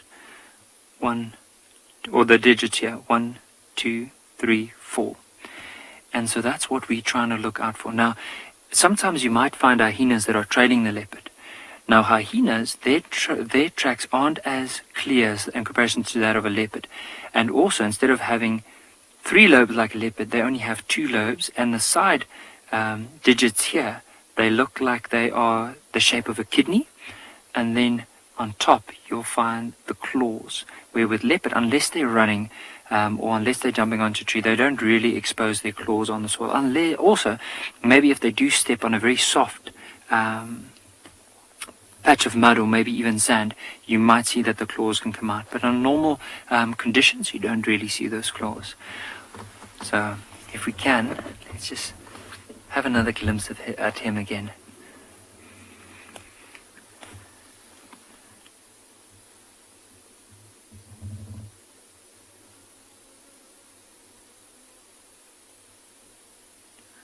Now what I'm really hoping for is that eventually he'll just start getting up, maybe even give us a little stretch, move into that little patch of sand that's right in front of him. But I mean, that's what we want for him. All he wants now to do is he just wants a bit of rest.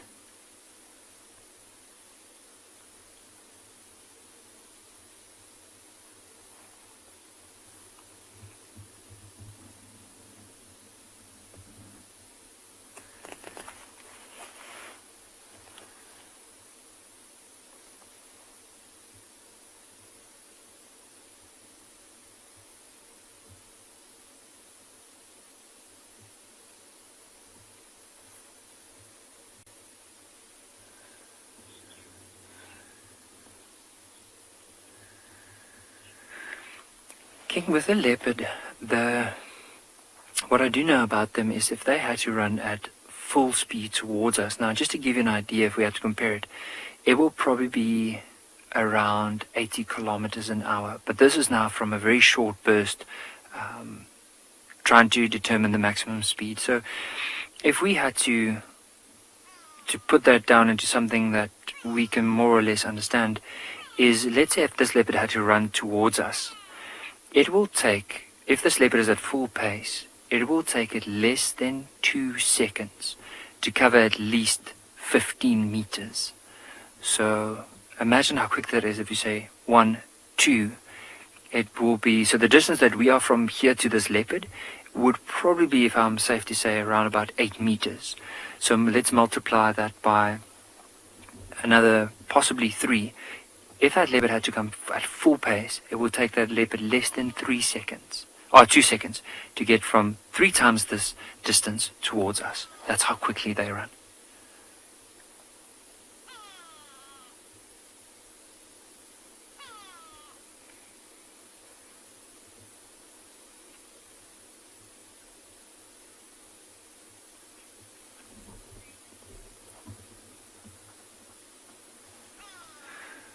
Raven, I do agree. I think they are very adorable when they do lie down like that. They just, I don't know, but with the leopard, I always feel like, doesn't matter how rough the terrain is, doesn't matter where they are, whenever they do lie down, they just they just look so comfortable, either if it's on a branch or if it's in a rocky section or even down in the riverbed.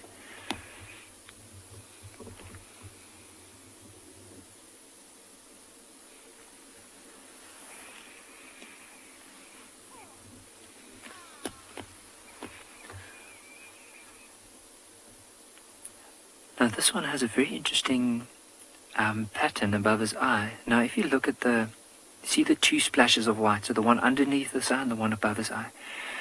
Have you noticed that pattern above the eye almost resembles a smiley face? You can see it starts off at the right and it curls down into a C towards the eye, and just above that, the little nose and then the 2 eyes. So why I'm pointing that out is because often with leopards in particular, like individuals, every single leopard has a different spot pattern to one another. And based on those spot patterns around the face, also you see where the whiskers are, you'll notice there's also quite a few spots, even like right next to the nose, you'll notice there's 2 spots right next to each other, and then under that is where the whiskers start. So those are also things that we can use in order to identify them. And it's really important, I mean, especially when you're doing research, to try and establish where or how big a leopard's territory would be, or the movements within an area. It's really important to know exactly which leopard you're talking about, and to be able to identify individuals from one another.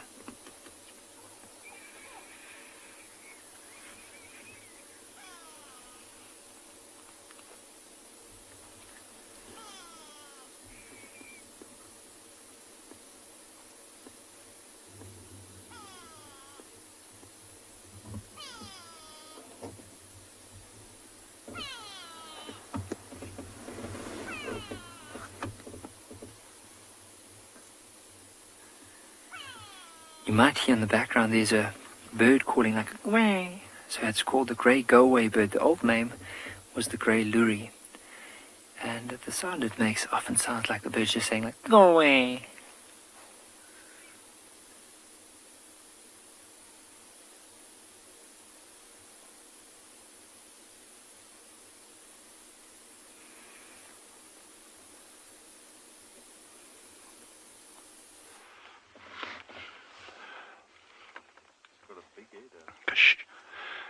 Fantastic sighting we've got here. This may be a first of this species for many of you viewers.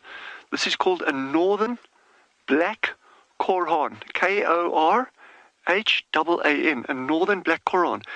And look how handsome he is. This is the male. Striking yellow legs, black on the chest with those white blazes on the shoulder, and then that white patch around the ear coverts. Beautiful, beautiful bird. Unfortunately, it's just moving into the wrong angle for the light over there. But we've got two species here. One you may or are probably very familiar with from our other guides, the red-crested korhaan. We have that here as well.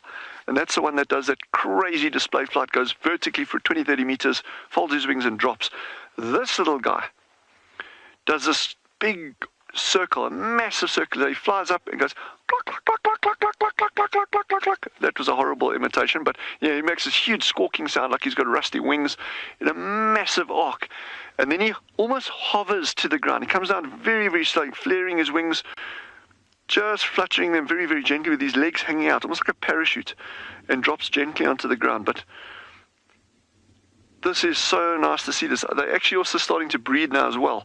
So we are going slap bang into breeding season on a lot of these birds. So I need to start just sharpening up my act a little bit and try to find some nests for you guys.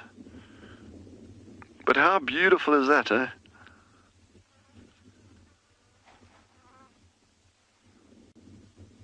I just found a bush. I'm going to pull forward a fraction. Maybe we'll get a slightly better sighting just on the other side, yeah? Sorry, I'm driving a bit of a tractor now at the moment. The engine's quite noisy, so forgive me. Okay, where are you, big boy? Somewhere out there. Okay, let me just go forward. Yeah, wait, hold on. Hang on. David, say if you can see it, eh? Oh, he is gone. He's somewhere there. He must be somewhere. But this, for those of you interested in the birds, it's a northern black korhaan. I think the old name is a white-quilled korhaan, but that was donkeys years ago. Anyway, that was a cool sighting. It's just nice to see them. And they, again, talking about vegetation and grass cover. This grass cover is vitally important for species like this. You will start losing species like this as nesting because they cannot nest on bare ground with no cover. Firstly, it gets too hot. And remember, when we talk about incubation, HP says he's in a hurry. Absolutely, it does seem like he's in a hurry. But incubation is typically thought of as, we got to try to keep our eggs warm. Well, birds try to keep their eggs warm. But it's not just about keeping the eggs warm, but it's try to keep that temperature stable. So in other words, you want the eggs not to get too hot. You don't want them to get too cold. They've got to be just right, like Goldilocks, something like that, yeah. Leopard. Huh? Link leopard, go. Leopard, there's a leopard. Head to the leopard. Sabui, everybody. We've got Sabui, female leopard. She just scent marked at the bottom of that tree, and now she's on the move, which means we need to move. She's really on patrol. We're on the southern boundary, and she appears to be alone. Sabui has 2 cubs, male and female. And we're right on the boundary, so I think at any moment she's going to cross and then we lose her. So we're just trying to keep up with her for now. Oh, she's moving really, really fast. Let's try and get a gap. Theo, we thought we would see spots today, didn't we? We had a feeling. There you go. Go, go, go. We're going to have to be quick on the mark here because she's really on the ball.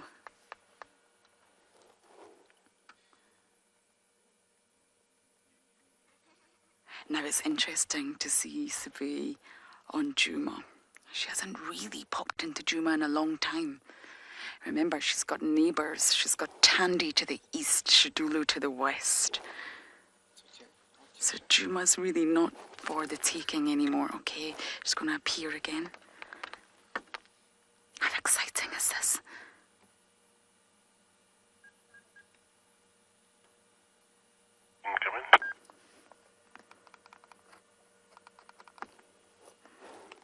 She's walking all the way up Juma Firebreak. Okay, let's move.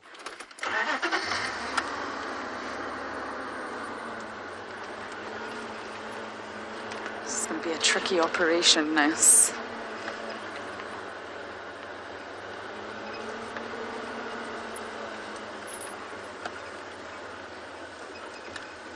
Can you see her, Theo? I have completely lost sight of her. I'm going to pull in here and hopefully she's going to walk in front of the car.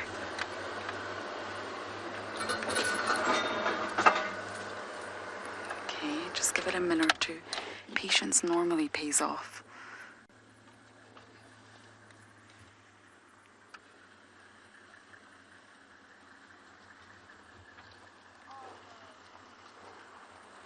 So we're just making space for the vehicle.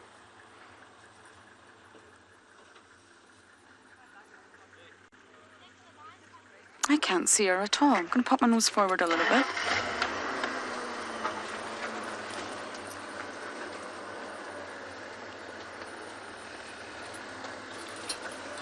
Okay, watch this branch, Theo.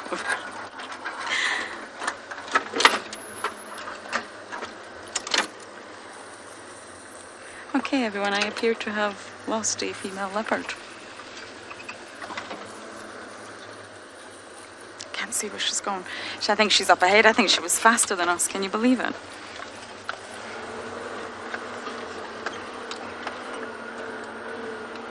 Yep, she's up ahead. So we're now stuck behind a car at the minute. So we'll play leapfrog here, which is how it normally works at sightings. Everybody gets their turn to be at the front. So we'll... Ah, there she is, there she is.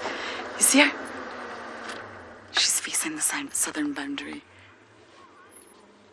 If she keeps on going, she's going to cross. No, Sabui. Okay, let's see if we can get last minute visuals of her face. She's going to cross into Little Gowrie. Our favourite words, everybody.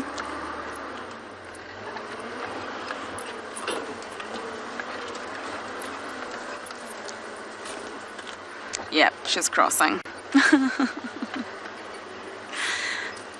Brief, but better than nothing.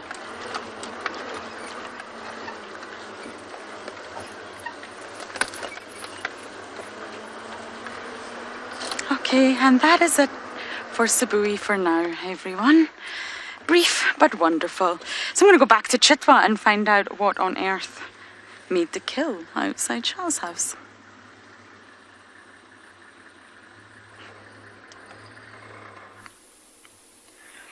This male just, from early on when we saw him, he just turned back and he's now lying down on his back. Look at how he's crossed his legs over one another. It's like he's giving himself a hug.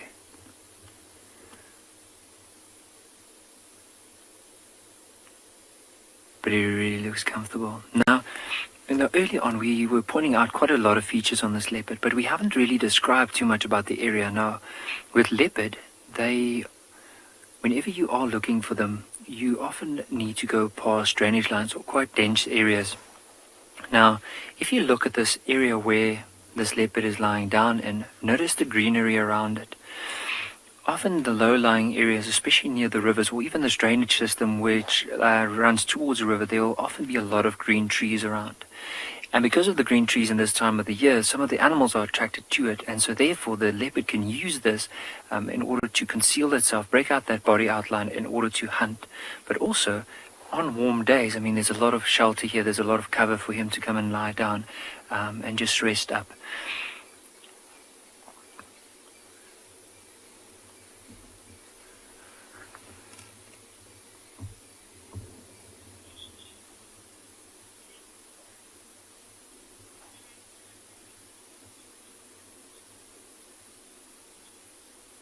So Gofatso, with leopards in general, the older they get, the more worn down the tracks could possibly get, and as well they could damage that pad.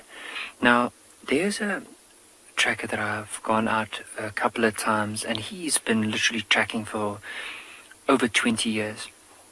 And then one day we were looking at this particular male leopard track, and I asked him, how did he know that this was an old male instead of just a young male? And he said sometimes what happens, remember earlier on we pointed out the 3 lobes in the back of this leopard track. So he reckons that the older they get, especially when they get past 10 years, that those 3 lobes at the back start to slowly wear down, and it's not as clear as in comparison to that of a younger leopard. So you can get that, where especially the older they get, there might be damage from either stepping on a thorn, maybe cutting it somewhere on a sharp rock as it's trying to get away or trying to hunt, or as they get older it might slowly start just to show a bit of it fainting at the back in comparison to a younger one.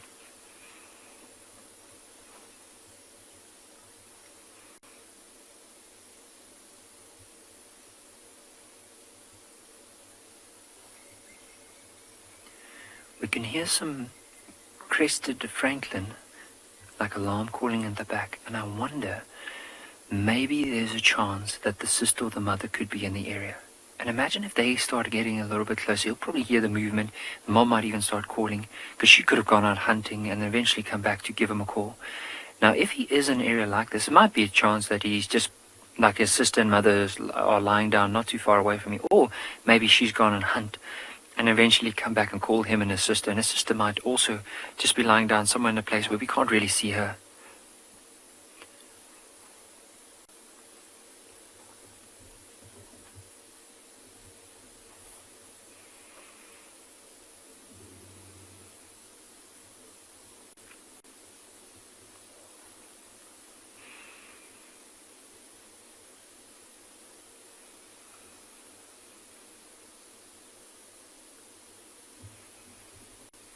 Now, from this morning, we remember when we saw them, he had that little dwarf mongoose and he was in the sunlight next to that termite mound. And as soon as it started getting warmer, he didn't move too far. He probably moved 20 meters from where we saw him earlier, but his initial reaction was probably just to move into a bit of an area where there's some cover, like this drainage line, as we explained earlier. And you see the bush where he's lying down now. Maybe even go and lie down under that bush for the majority of the day, and slowly started to move out as the sun was fading off.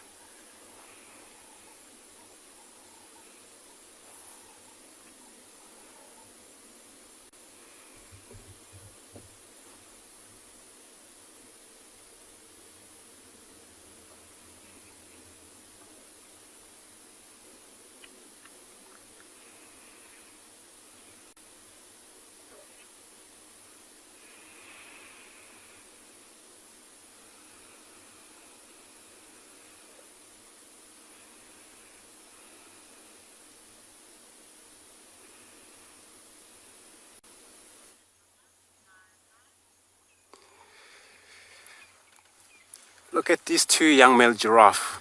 Looks like they just literally crossed the road, and you'll find them feeding on the tall trees, and now they're just on the right hand side of the road.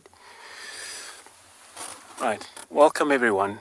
welcome aboard on your own safari at Djuma. My name is Andrew Corsa from around near. I'm actually local around here. I'm new in this job. I'm very much new. So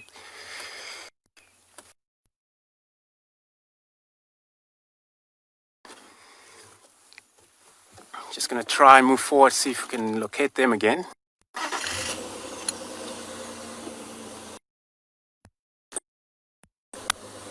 Yeah.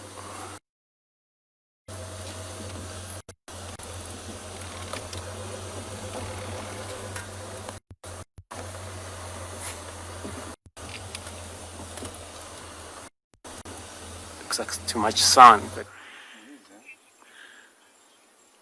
So, we've got this kudu bull, a massive kudu bull, who's busy eating the leaves in this small little drainage line, which is gorgeous. I don't often get to see massive kudu bulls like this so out in the open. Look at the muscles on this kudu's flanks and shoulders and his neck.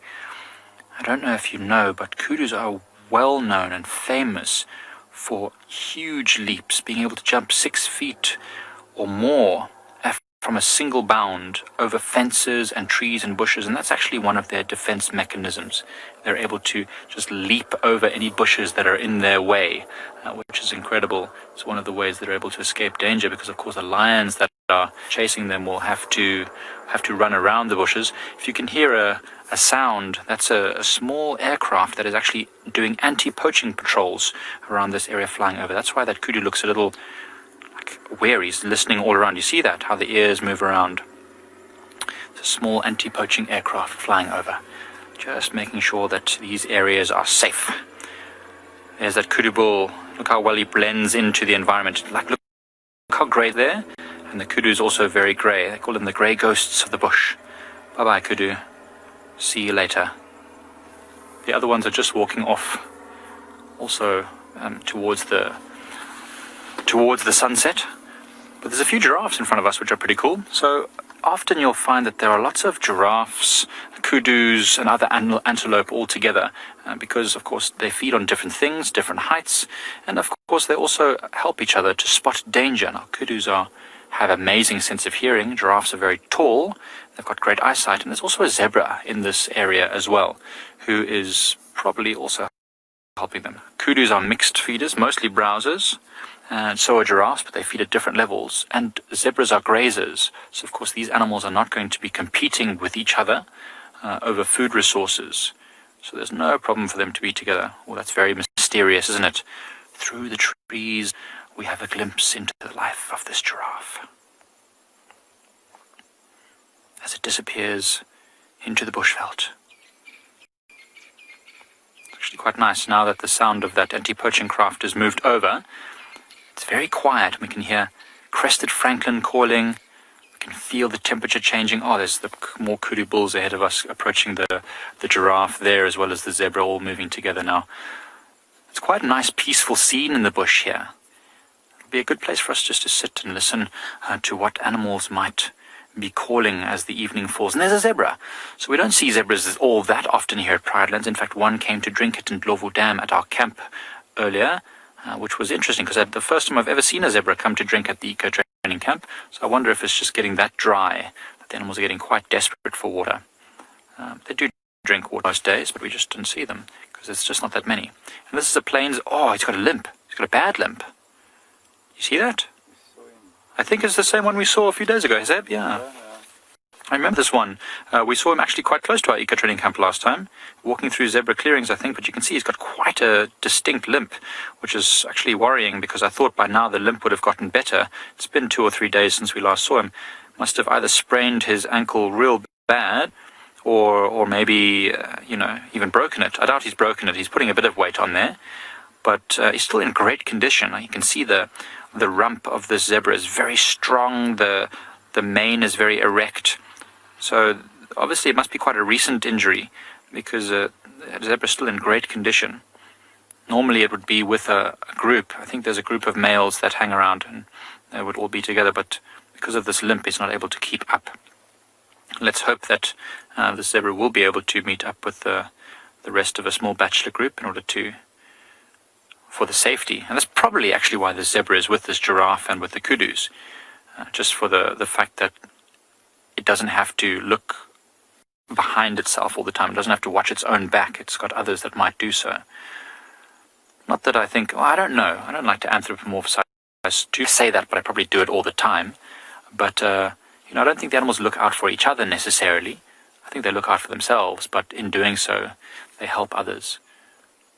It's good. I love the patterns on zebra. Look at that pattern on its tail. It looks like the tail is plaited. Do you see that?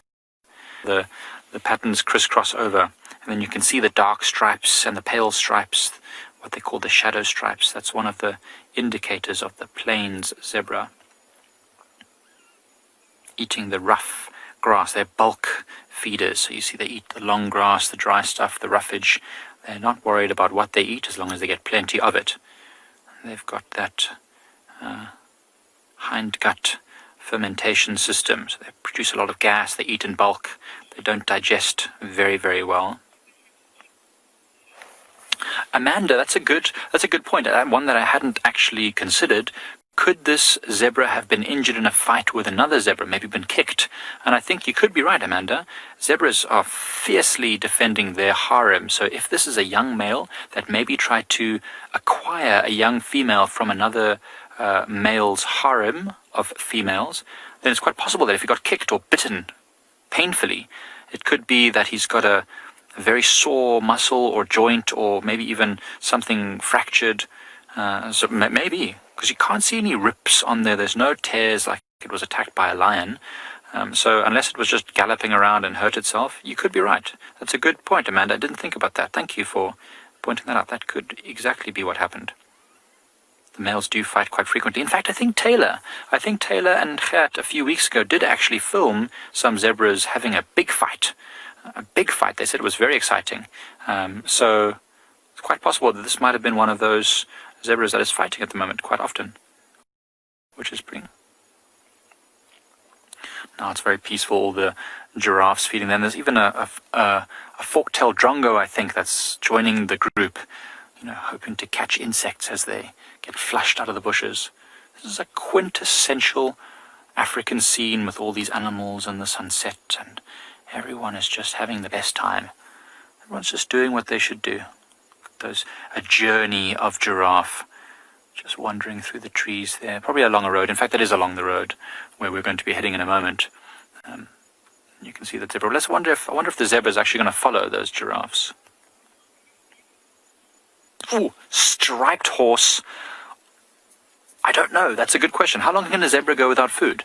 Well, probably quite a fair amount of time, to be honest, because they are bulk feeders and this zebra is in great condition. But I wouldn't expect that if a zebra didn't eat anything after a week, it would probably start being quite weakened. And if it, didn't get enough food, it's easy to tell if they're in poor condition, because their mane will start sagging down. They always look kind of fat because of the gas in their hindgut fermentation digestive system. So they've always got a bit of gas there. But you'll definitely see the neck starting to get thinner. I don't know how long it would take for them to lose condition, but I do know that the bulk grazers, the bulk feeders like zebras and even ones like warthogs are generally the first who die when there's a drought situation. Because although they don't need the best quality material, they do need plenty of it. So if the quality of the food that they're eating drops, and then they just don't have much of it, like if the grass is getting very short and sparse in a drought, they won't survive very long at all. The ruminants, the ones that digest their food multiple times by chewing the cud, they can actually extract a lot more of the nutrients from it. So even if there's poor quality fodder, they can get absolutely everything from it and be able to hold on a bit longer. But the hindgut fermenters, if they don't get enough bulk food, they won't do very well because their digestive system is quite poor. But that's a good question. Striped horse, I love that question. I must do a bit of research to make sure that I understand it fully. But those kind of questions are, the ones that always keep us on our toes. Sometimes, we encourage the students here to think outside the box, not to go for the questions that they could easily find out, by, looking at every mammal guide that comes out, but to dig deeper and to look at what is the essence of this animal, like what are the nuances of it. It's very interesting. Of course, when you get to go on game drive every day, it's a time to actually learn a lot. Seeing 3 hours of an animal doing something, you learn a lot from their behavior. Like if we followed this zebra for full 3 hours, I wonder what we'd see, what we'd experience, what would it do. Being injured as it is, even be that we'd end up seeing it have to escape from danger. We were actually talking about it the other day, Seb. We saw, I don't know, what was it that we saw that was injured? We saw another animal that was injured. I can't remember. An impala, it was a young impala that was limping quite badly as well. Yes. And we said, if we wanted to see an animal, a predator make a kill, we'd probably just stick to that impala because it was young and it was on its own completely and it was limping badly. Follow an animal like that and you probably get to see a lot of really amazing behavior. Often I've ever gotten to follow an animal from complete start to finish. That was a weird sound. Did you hear that, Seb? Elephants. Elephants going crazy down there. It's like a long growl, belly rumble, and then a high trumpet, and I can hear the cracking of their tusks together. I think there are a few elephant bulls that are having a tussle.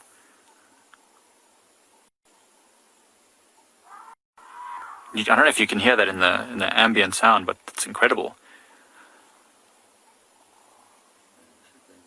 Yeah, I think we should. I don't know what our signal's going to do, though. If we drive forward, we're going to go through a bit of a dip here, and we might actually lose signal. But I'd like to go and investigate these elephants.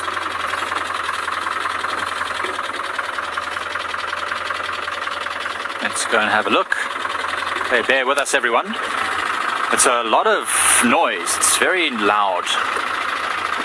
And it sounds like it might be like a proper elephant fight. We don't get to see those too often. Sometimes we see them at the dams play fighting, but a proper elephant fight, that's a whole nother level. Oh, you're going to have to hold on here, Seb. Things are going to get a little bit tasty. Put myself into low range and diff lock just so we don't have wheel spin. We don't want to make this crossing any worse than it is. But we will see what we can find with this elephant. I'll be back with you soon.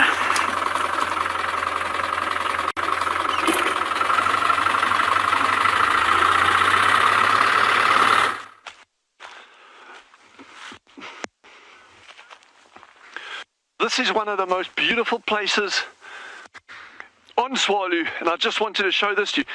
Unfortunately, this time of the year does not do it a full amount of justice, but we are in a massive, and literally when I say that, it probably covers, I don't know, I'm thumbsucking here, maybe 2,000 hectares of very, very dense, well, certainly for the Kalahari, very dense woodland, but almost exclusively of one species. And that is silver cluster leaves. It's these trees over here. Our colleagues in the Lowveld are very, very familiar with them. It's got a fantastically coloured timber.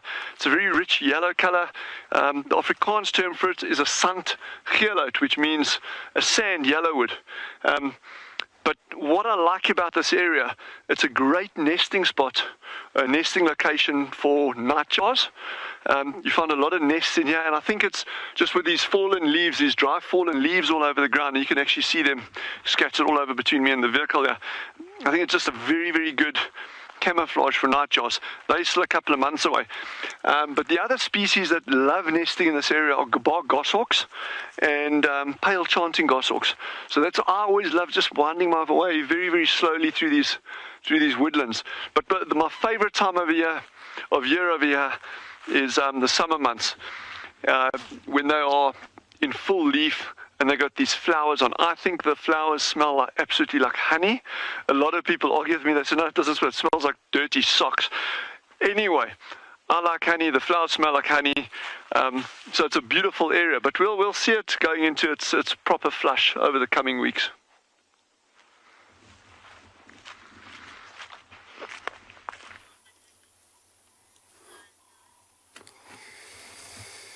There's beautiful nyala. We just find them now, a whole bunch of group.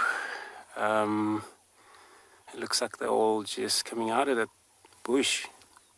But just looking at a whole bunch of female, look at the stripe, how beautiful they are. And most of my favorite animals, the only animals that you always find them in a ravine, which is all in a drainage line system. But they do come out, for sun and mixed feeder. That's all they do. But grazing and browsing at the same time. Look at them. And then doesn't look like there's any male there for me, because usually male it's pretty much dark in color.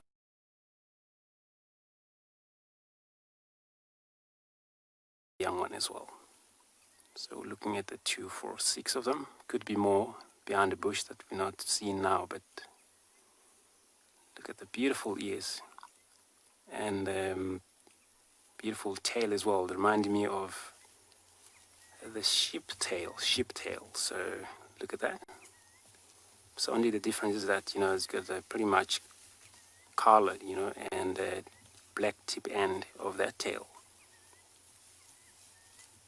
But they are also silent walkers, so they move carefully, even though it's too much dry leaves at the moment, which most of the prey species, they find themselves very difficult to able to hear what is happening around them, especially when the wind blows. So sometimes this is how they come out into this open area to feed on tall grasses, but they're in a group.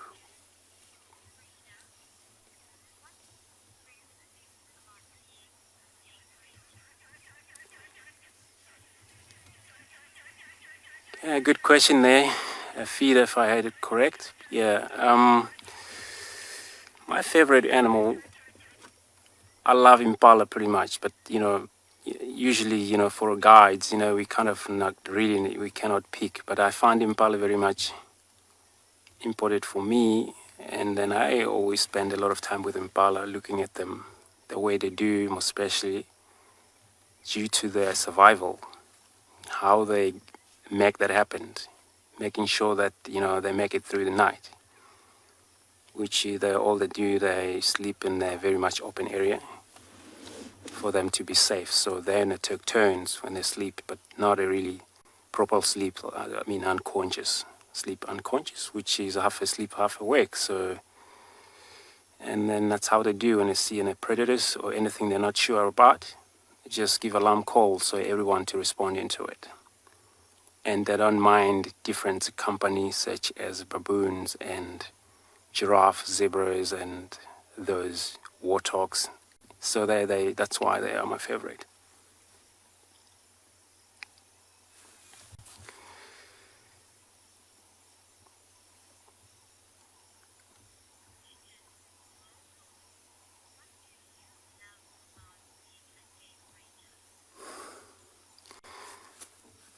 Thanks, Mo.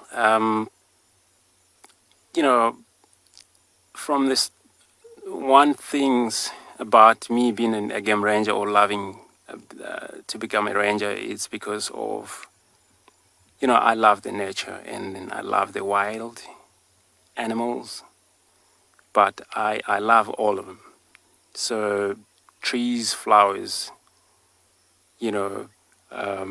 what is living with these, bushes also, which is your animals and birds and most snakes. Well, I know snakes are different thing, but they're still part of this job. So even though I don't love them, but I have to deal with them.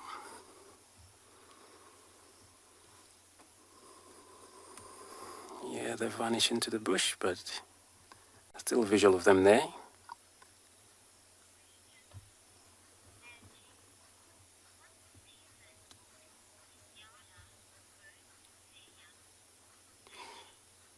And that's a very good question. That I know I haven't gone through with this kind of information or read about them much, but I would assume me go back to recheck that and come back to that questions.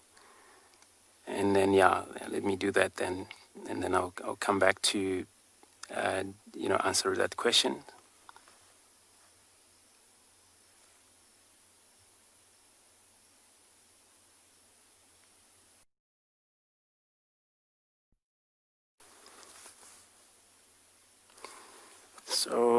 Yeah, so it looks like they're going to just move on like that. But eventually they'll find themselves a place to hide, back where they're going right now. And the water looks like it's far from here. I don't think they'll be going to water now, and maybe later if they continue going that way. So, yeah, we're just going to maybe... So we found the culprits of our elephant mischief distance, and it looks like it's a young mother who was maybe being bothered by another elephant. As you can see, there's a very young one over there, definitely less than a year old, this tiny thing, and the mother had lots of temporal gland secretions coming out, and she was making a bit of noise that we heard earlier. So you see that wetness there? That's often a sign of something stressing out these elephants. So I think she was being stressed out by one of the others. It's a lot of temporal gland secretions, very wet. And so you see that when they're stressed. But they seem to be calming down now. I think there was an argument that happened, and there was a bit of a tussle and a fight, and now they seem to have calmed themselves right down, and everything is fine. But look at that little tiny baby. Look how, this is a small female elephant, but this baby can fit basically directly under that mother. So that's definitely under a year.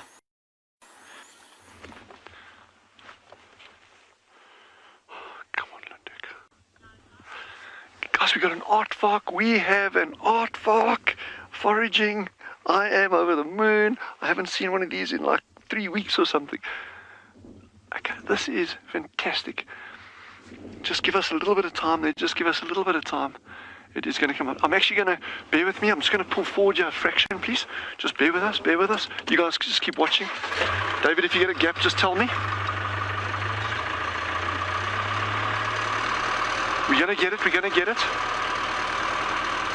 We're going to get it. Please just be... Okay, there we go. So going forward here, and there. Oh, fantastic. Go left, David. Yeah, that's him there. Oh my goodness, look at this, guys. With these birds, look at those ant-eating chats in attendance. And the wind is perfectly in our favour. It's blowing from the aardvark to us. But look at that interaction, eh? So as he's digging, these little birds are going down, and they're just getting all sorts of little insects. And it's not just termites. When we say they're ant-eating chats, they don't just eat ants. They will eat anything they can catch. But of course, as he's digging, he'll be unearthing things that he won't touch at all. It could be frogs, it could be centipedes, it could be little grubs of, caterpillars, that kind of stuff. And he'll just discard those, and he'll be feeding on termites and ants, whereas those birds will be eating those other things as well. Okay, this is... Oh, look at that. Oh, my word. Thank you. Thank you.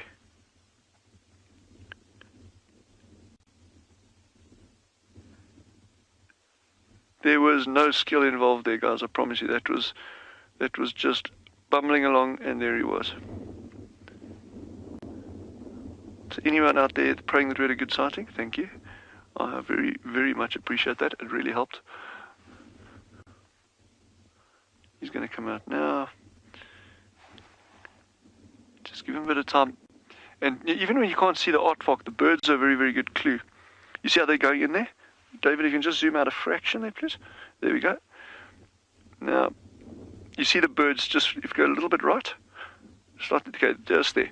Now, every now and again, you see the birds just flitting into the grass over there. So even though you can't see the actual aardvark, that gives you a good clue as to where he is.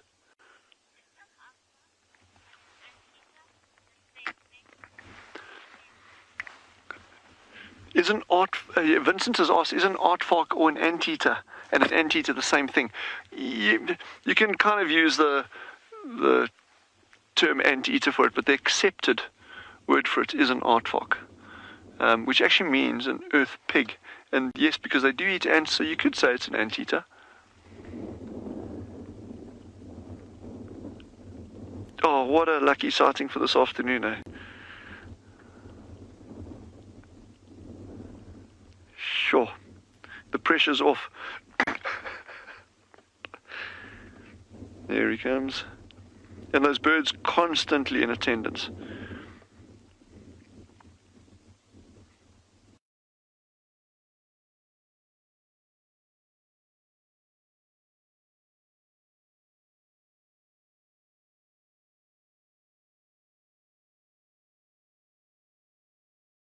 Aardvarks, they don't, but it is a great question because there's actually one plant that they are recorded eating, and it's actually a melon that grows under the ground.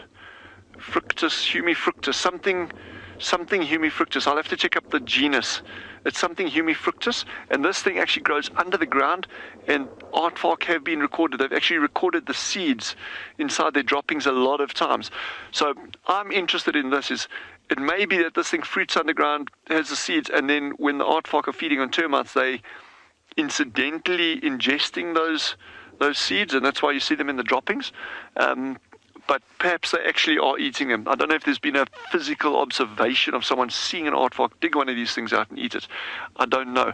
But that'll be, again, there's a lot to be said for citizen science. If anyone has a pet aardvark at home that wants to eat fruit, that would be an interesting thing. I suspect not. But yeah, good question. Oh man, I'm so happy. I know he is behind that bush, but I'm very happy that we had that sighting like we did.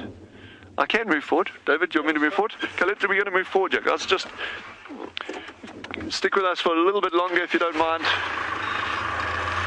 So the wind is in our favour here. So it's blowing from the aardvark to us. I'm actually going to come a little bit further forward. It is quite challenging, believe it or not. And we don't drive off-road for aardvark. I mean, it's, it's a sensitive sighting, and the environment's sensitive as well. So you've got to kind of take two things into account there. I'm just going to get into this gap over here, and then we'll just wait over here. If he pops out, he does. If he doesn't, that's also fine.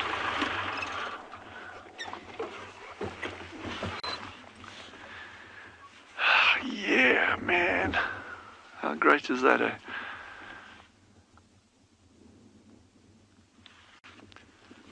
And this is another species, yeah.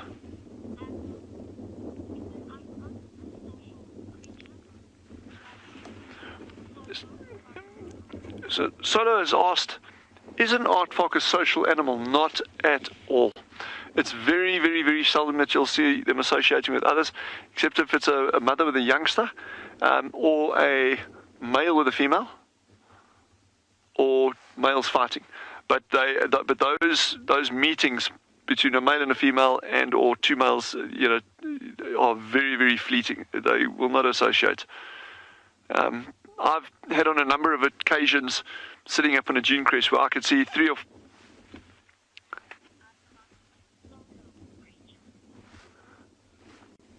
yeah, okay, I think I got that question right over there. So, excuse me if I did get it wrong. The question is, are they solo creatures? In other words, are they social? Yes or no?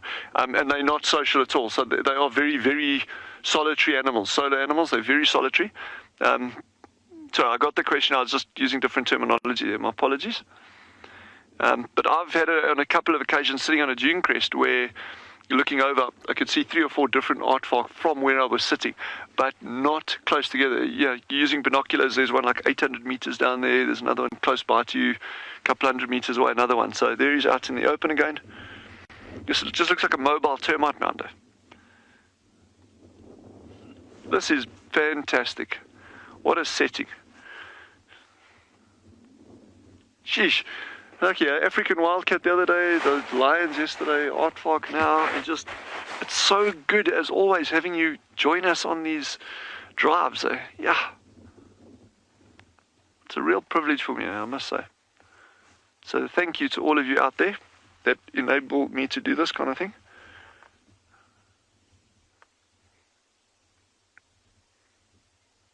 Because otherwise I'll just have to talk to Davy the whole time, and that would just drive him nuts.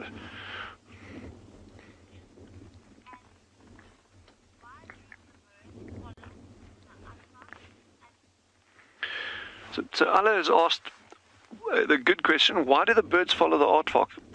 So Ali, these birds are insectivorous. Well, they're not just insectivorous. They'll go for frogs, centipedes, spiders, termites, and you name it, whatever they can catch, they will eat.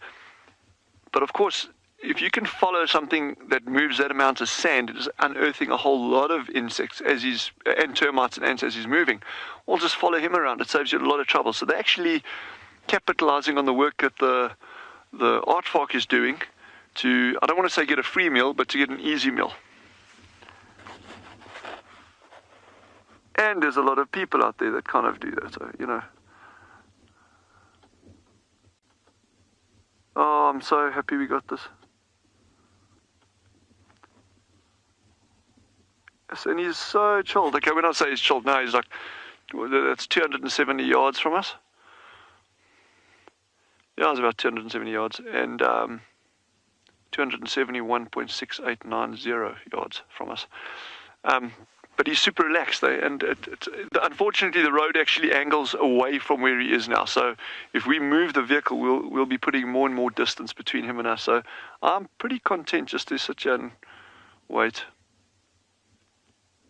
And you don't only, we're talking about ant-eating chats following them, you don't only get ant-eating chats, you get a number of different birds. I've seen yellow-billed hornbills following them, I've seen crimson-breasted shrikes, white-browed sparrow weavers, wattle starlings, Cape glossy starlings, Kalahari scrub robins. So you actually get a range of species that will follow them, but very typically it is the ant-eating chats.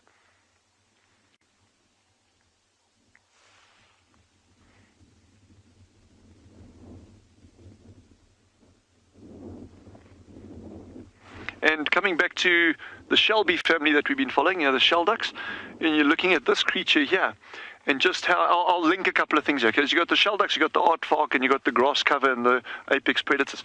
You take out the apex predators, you get overgrazing, your grass cover goes down, you get less termites and ants. Less termites and ants means less aardvark, potentially no aardvark, and no spring hares, which are also dependent on the grass cover.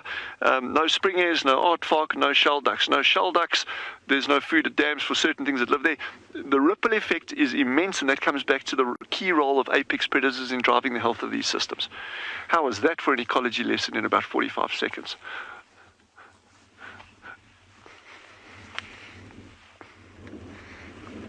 Everything is connected, every single thing.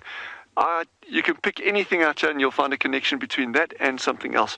It might be like a long chain. You might be a number of links to it, but you will find a connection in every single thing, in every single environment that you are operating in. Somehow, there will be some link somewhere. It may be incredibly obscure, but it's there. And that's why it is so critically important that ecosystems are maintained with all their components in it, not parts of, not part, a vehicle with an engine with the carburetor missing, it doesn't work, An office, a fully equipped office, but you take all the paper out the printer, great, no paper, but then your printer doesn't work. So you can't have an ecosystem with a whole pile of components missing, and that's why it's so important that these systems are conserved the way they are. Hey, what an afternoon, eh? And there's a hartebeest out here on the right, just lying down. You see how relaxed he is. Just.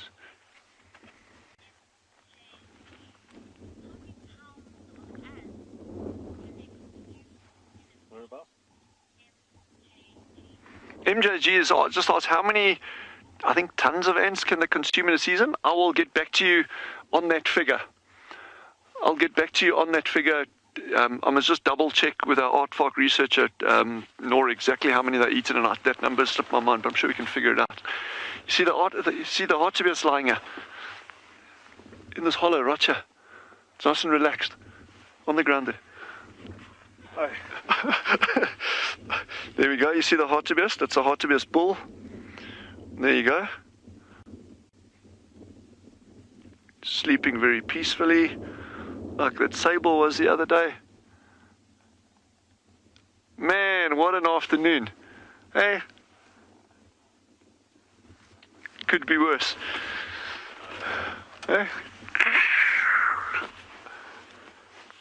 Yes, I'm so happy.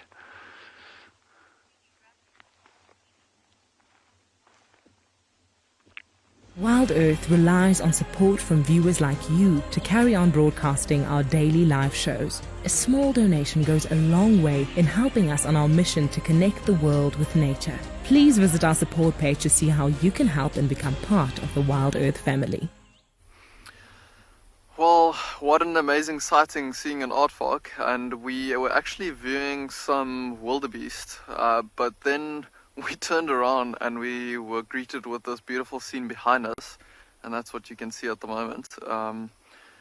We have this beautiful moon coming up, and you can see the blue and purple and orange color of the sky there, and that is because the Indian Ocean is actually on that side, and we are just enjoying this view for now, and we just want to see what's going to happen on this floodplain, because we're hanging around here. We had some lions vocalizing in this area earlier today, and we came back to the spot because it's so beautiful, but we have been tracking for quite a while.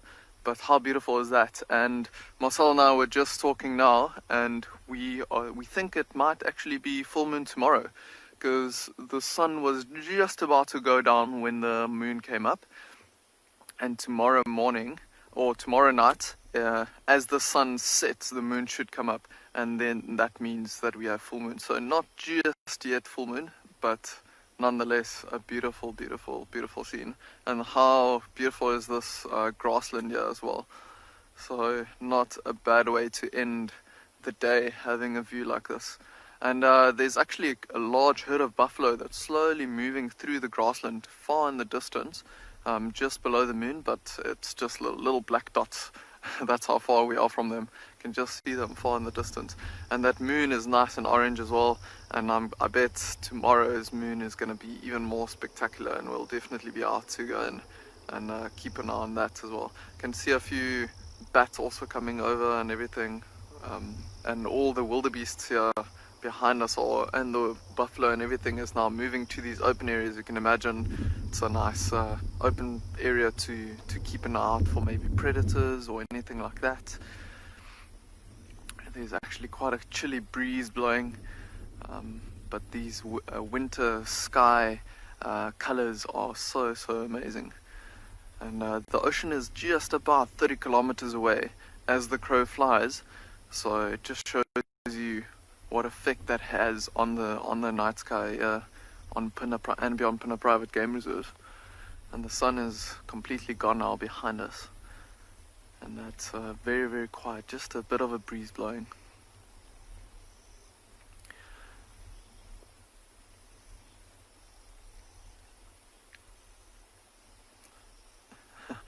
Krishna, that is quite a difficult one, a caracal, especially in this part of South Africa. On Pinner itself, I think caracals have been quite difficult to find. There's only been 1 or 2 sightings in the last couple of years, and it was only on camera traps.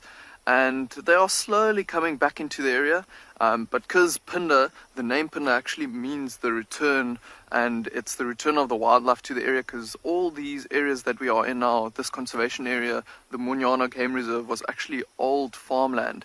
And because it was old farmland, a lot of the smaller predators like caracals and so on, they moved out when farmers got rid of their prey, which is mainly rodents and so on.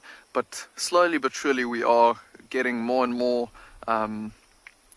sightings of caracals, and maybe even a cervet or something like that. A serval, sorry. But I think for now what we're going to do is I am going to keep on driving around, see if we can maybe find those lions that have been vocalizing, but we'll see if we can maybe find them before it gets too dark.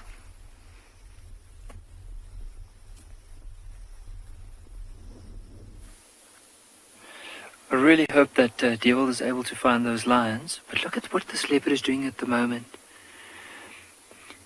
So he was looking back. He's now moved on to this termite mound, Might just go and lie down. But I thought maybe early on his sister or mother would have probably come back because he was staring back the whole time.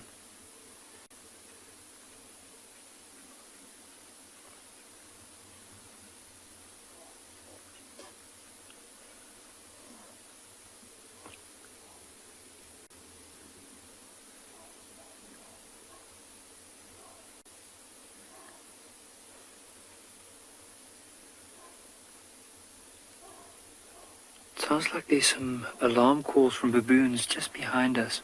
So I'm going to try. I just want to hear if you'll be able to hear it. It's very faint. It's quite far in the distance.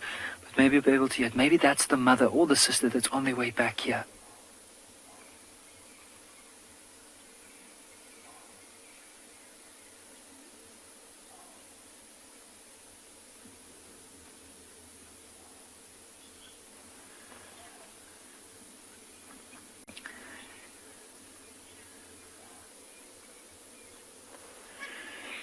Jacqueline, if we had to compare them, I reckon the cheetah would win just in comparison to that of the leopard.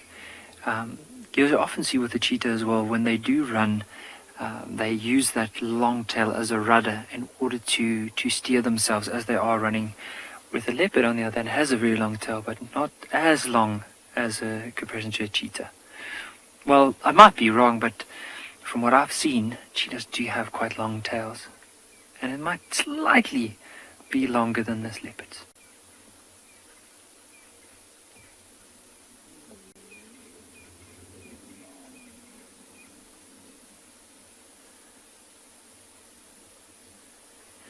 It's such an incredible sunset this afternoon, just at a variety of different colors.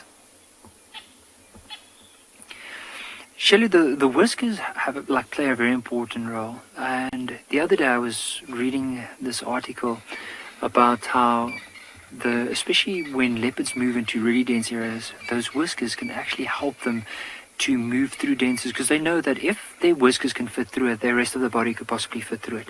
But if they move and the area that they're going to be moving in is too tight, it might make too much noise, and whatever prey they might be hunting could eventually run off from there. But you'll often see if they do move, they'll flare out the whiskers. Now, how true that is, I'm not too sure, but I remember reading up a little bit more about it.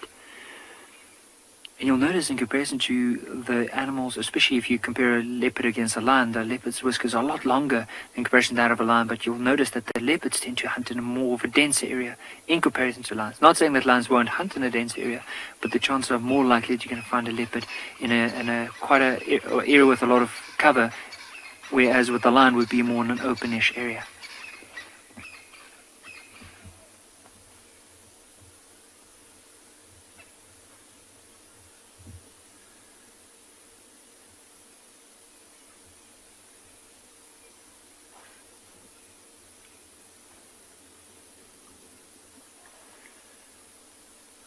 It looks like something has just caught his attention, because he's just been focusing on that side of the termite mound. Maybe it's a francolin or something walking down the riverbed. As you mentioned earlier, I don't know if it might have been the sister that could be around, because the baboons are alarm calling, more likely to say it's the mother and the sister that's closer to that side. We can hear francolins calling on the other side.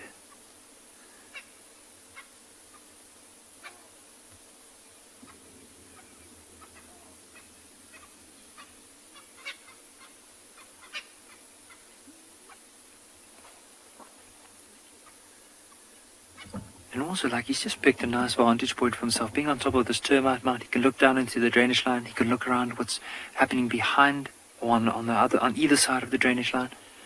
He's positioned himself pretty well. And also late afternoon, just catching that last little bit of sunlight.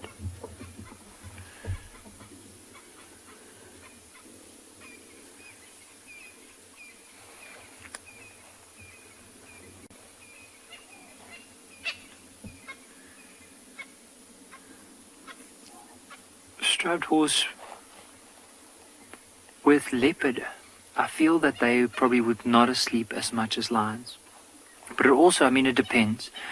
If you have a leopard that has made a kill, and it's been feeding off that kill for quite a while, it might be in the tree, it might be on the ground sleeping for quite a majority of the day. Whereas with lions, if they haven't been able to make a kill, if they are being pushed out of the area, the chances are they might move more often. But in general, lions would tend to probably sleep a bit more than leopards.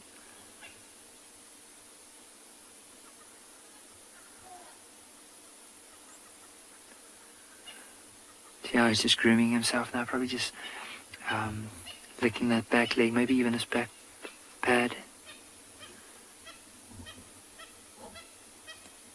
Just carefully scanning around, seeing if there's anything else in the area.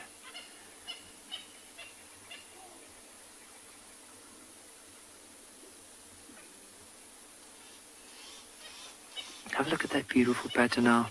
We often talk about rosettes and talk about spots, like with the cheetah it has the spots and then with leopard the rosettes. But you see the difference. I mean, with cheetah you just have like these single spots scattered across the body. With the leopard it looks like a couple of spots that are basically fused, and in the middle there's a little patch of brown rustic color.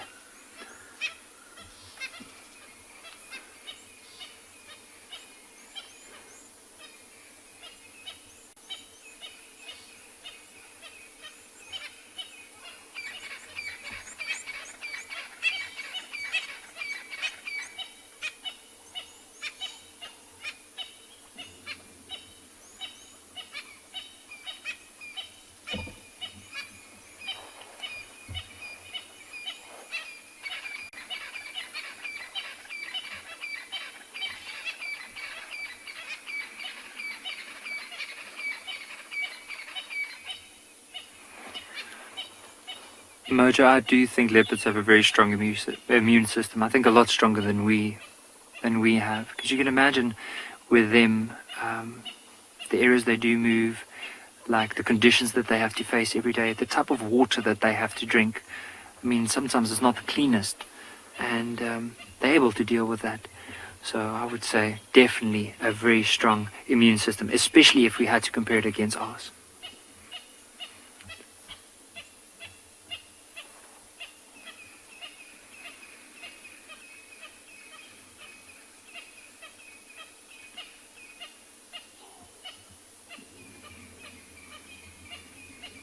Look at the sun setting in the back. You'll just notice quite a lot of purple and pink and a little bit of white and a slight tinge of yellow. Just such an amazing scene.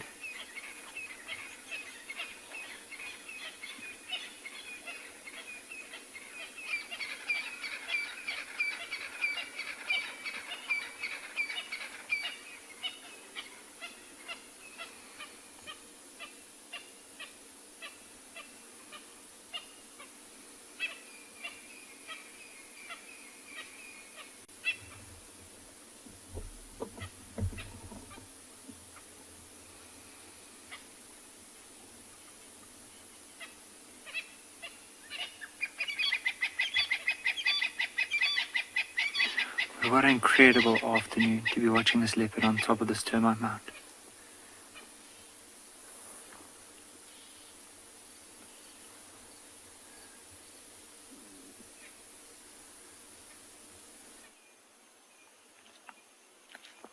So we've got another incredible view here. Have you ever looked at the moon this close that you could see every crater and every dark patch? That's amazing.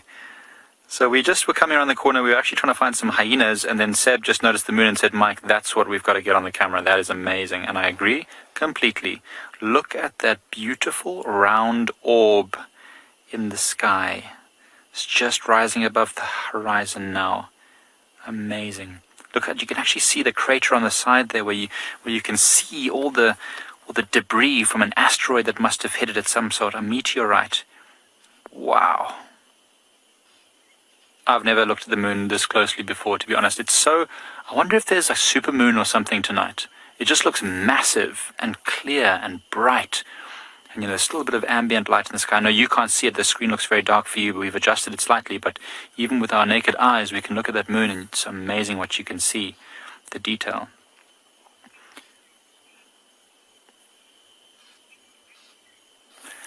Striped horse Does the moon affect the animals in any way? Absolutely it does. The bright moon like this is actually the moon rising now, and it will affect the animals. It's going to be very bright tonight, which means many of the herbivores will feel much more safe because they can see better with the bright moonlight. They'll continue feeding and moving around.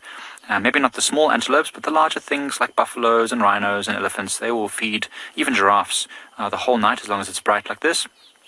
And predators like lions and leopards, which really rely on complete darkness or the disruption of those herbivores' senses, they'll be much less active, generally speaking, on these very, very moonlit nights because they want to be able to sneak up to animals without them spotting them at all.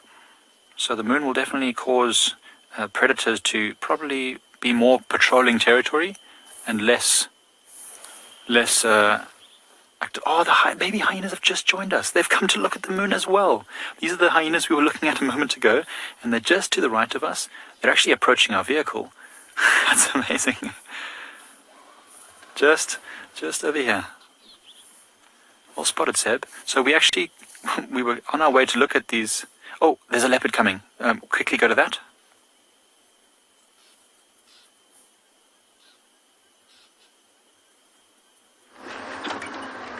We've got another leopard. I don't know who it is yet, everybody. Underneath the full moon, female leopard right outside the hyena den. Now, Theo's going to work some magic here so you all get views because I don't know who this is. Seems to be quite skittish, heading straight for the hyena den, but luckily we know that the hyena den is not active. Okay, here we go. Let's get views. Who is this? Male? Who are you? Skittish. I wonder if this is Mowati.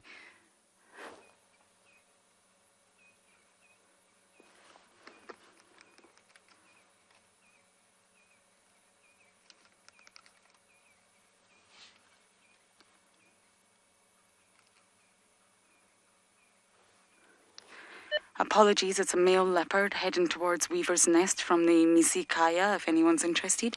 Okay, we're going to try and catch up. I wonder if this is Mowati. Any of you viewers who know your leopards and you can identify this one, let us know.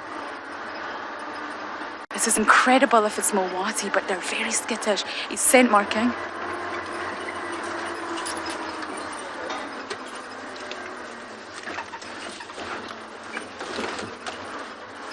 Gonna go round this there, go for it, Theo. Running. This is a skittish male leopard. I really don't know if it's Mowati or not, but I can't think who else it can be. Really, really saggy underbelly. Big dewlap. Okay, we're gonna go forward again, Theo. Let's get into that time of night where I'm losing light. My eyesight is definitely not as good as it used to be. And in this light, it's really tricky. Okay, he's about to cross our path again, just over in the distance.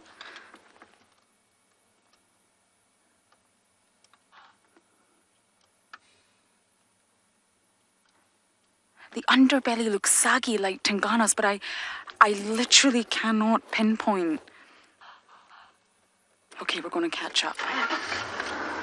Who this is. Tingana's not skittish.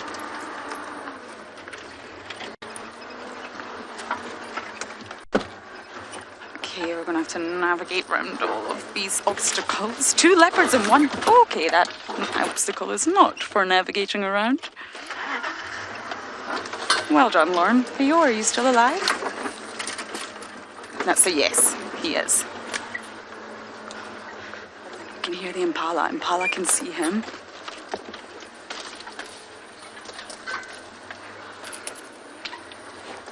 Okay, if any of you get any ID from that leopard, please let us know. Hashtag Wildearth. I'm going to do my best to find it again. Wish me luck.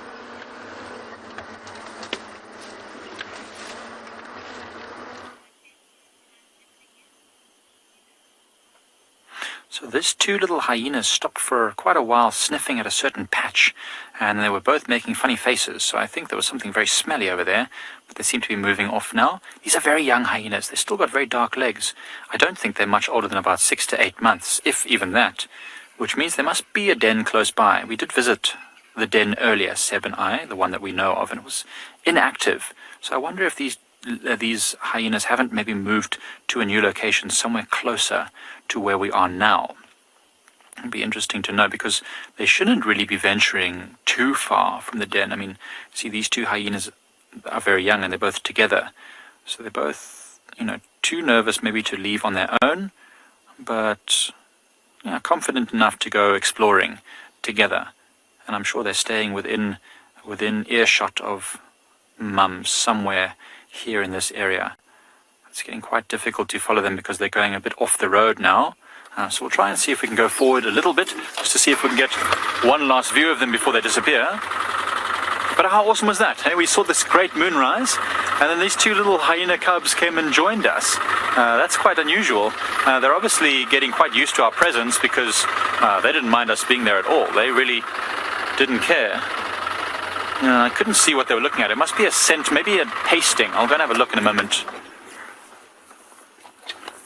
Right, so we'll have one last look at them, and then probably when you guys go, I'm going to go and check out what that was that they were smelling. I think it was probably an anal pasting of some sort. Bye-bye, hyenas.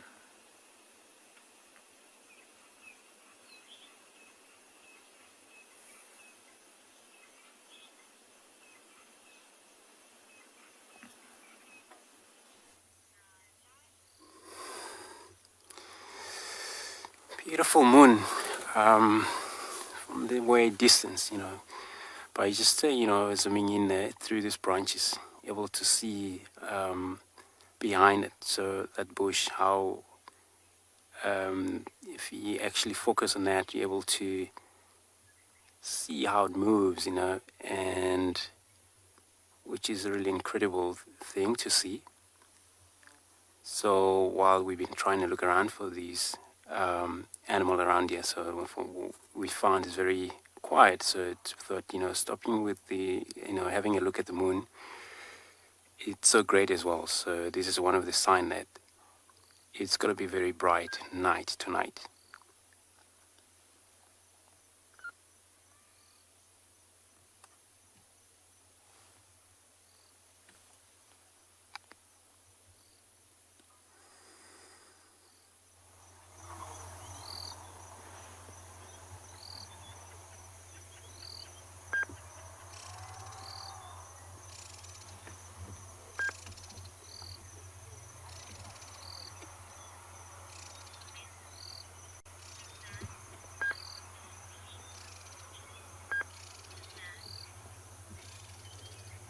Thanks so much, Susan, for the comment.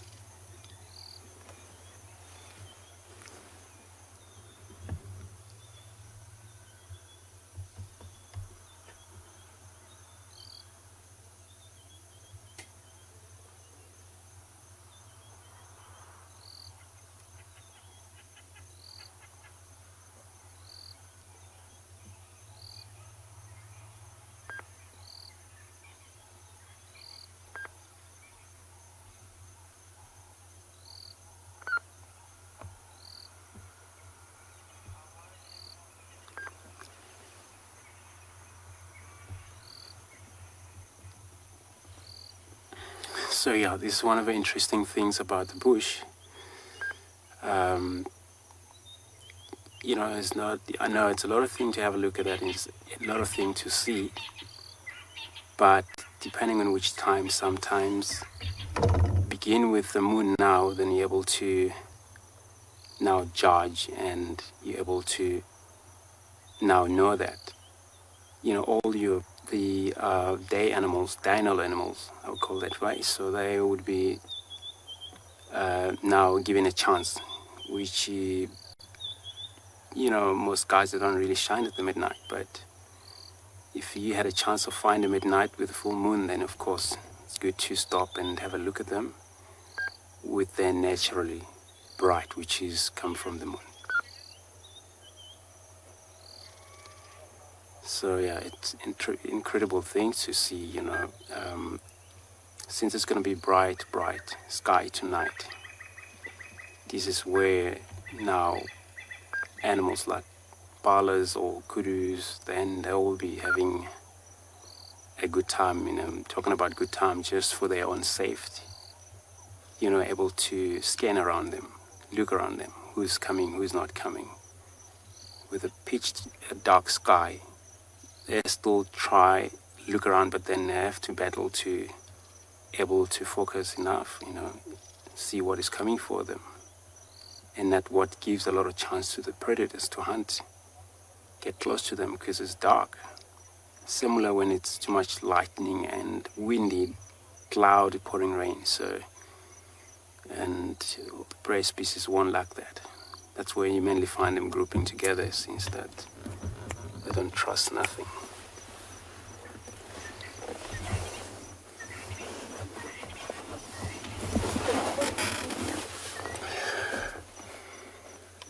Beautiful. Looks like it's going to be beautiful sky, and just by looking at the color of the landscape where the moon just rises. Since it's a full moon, and it just shows us that it's going to be very beautiful sky. We were talking about how fast it goes. We're looking at that moon just in that horizontal, between these two, fog, branches in that. It's called marula trees, but you see how far it goes right to the top, which in the next maybe 2-3 minutes is going to be right above that tree. So it's actually traveling fast.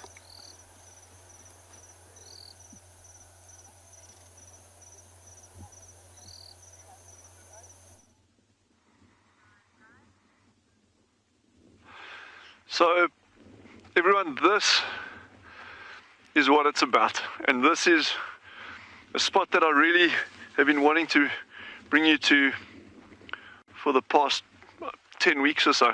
And it is one of my favorite spots for bringing people to when I actually have guests at Swalu. This dune crest it's a really high dune crest, and it overlooks the sweeping expanse of the southern Kalahari that we're in over here. And just look at that. It is absolutely incredible. And as far as I can see, that all falls within the reserve. So it is a vast landscape, and it really makes us work for our sightings. But we are gifted with these incredible things, the wildcats, the aardvark, you name it. It just keeps on delivering. And it's just such an incredible privilege to be out here, and especially at this time of day. We've got this stunningly beautiful sunset. It's probably go down in about 12 minutes, 13 minutes, against this backdrop of the Koronaberg Hills. I mean, it just, it doesn't quite get better than this. There would be one or two things, but that would make it. But wow. And the whole thing about these landscapes is that just to be able to come out and explore them is part of the adventure. It's not that you have to go and see like that Kempsbuck standing over there, or the aardvark that we've just seen.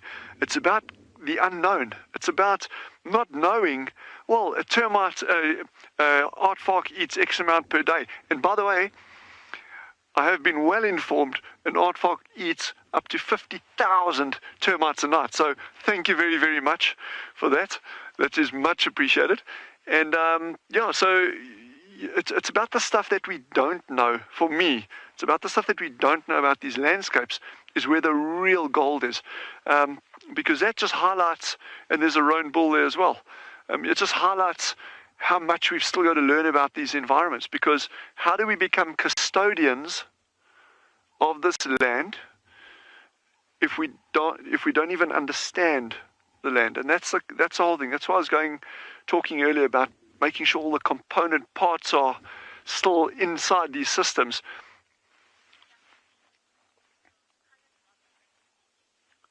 Jacqueline says these colors are breathtaking and it's a beautiful area of the world. It is sublime, and I think sublime doesn't even do it justice. I mean, this is just unbelievable on so many levels. It really makes you want to wax lyrical about it, but I'm afraid I'm very much the wrong person to do that. So I think we just let the landscape speak for itself.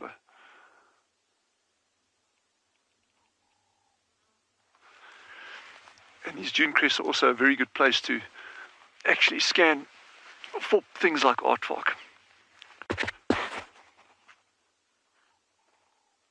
And as always, I know I keep saying it, but it's just the way I feel.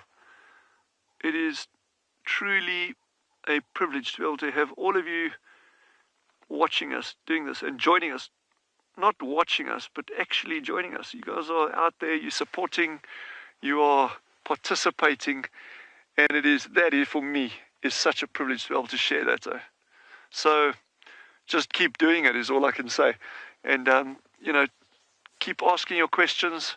Doesn't matter how challenging they are, but ask them. Have a safe evening. I can't wait to see you all tomorrow, and we'll see you in the morning.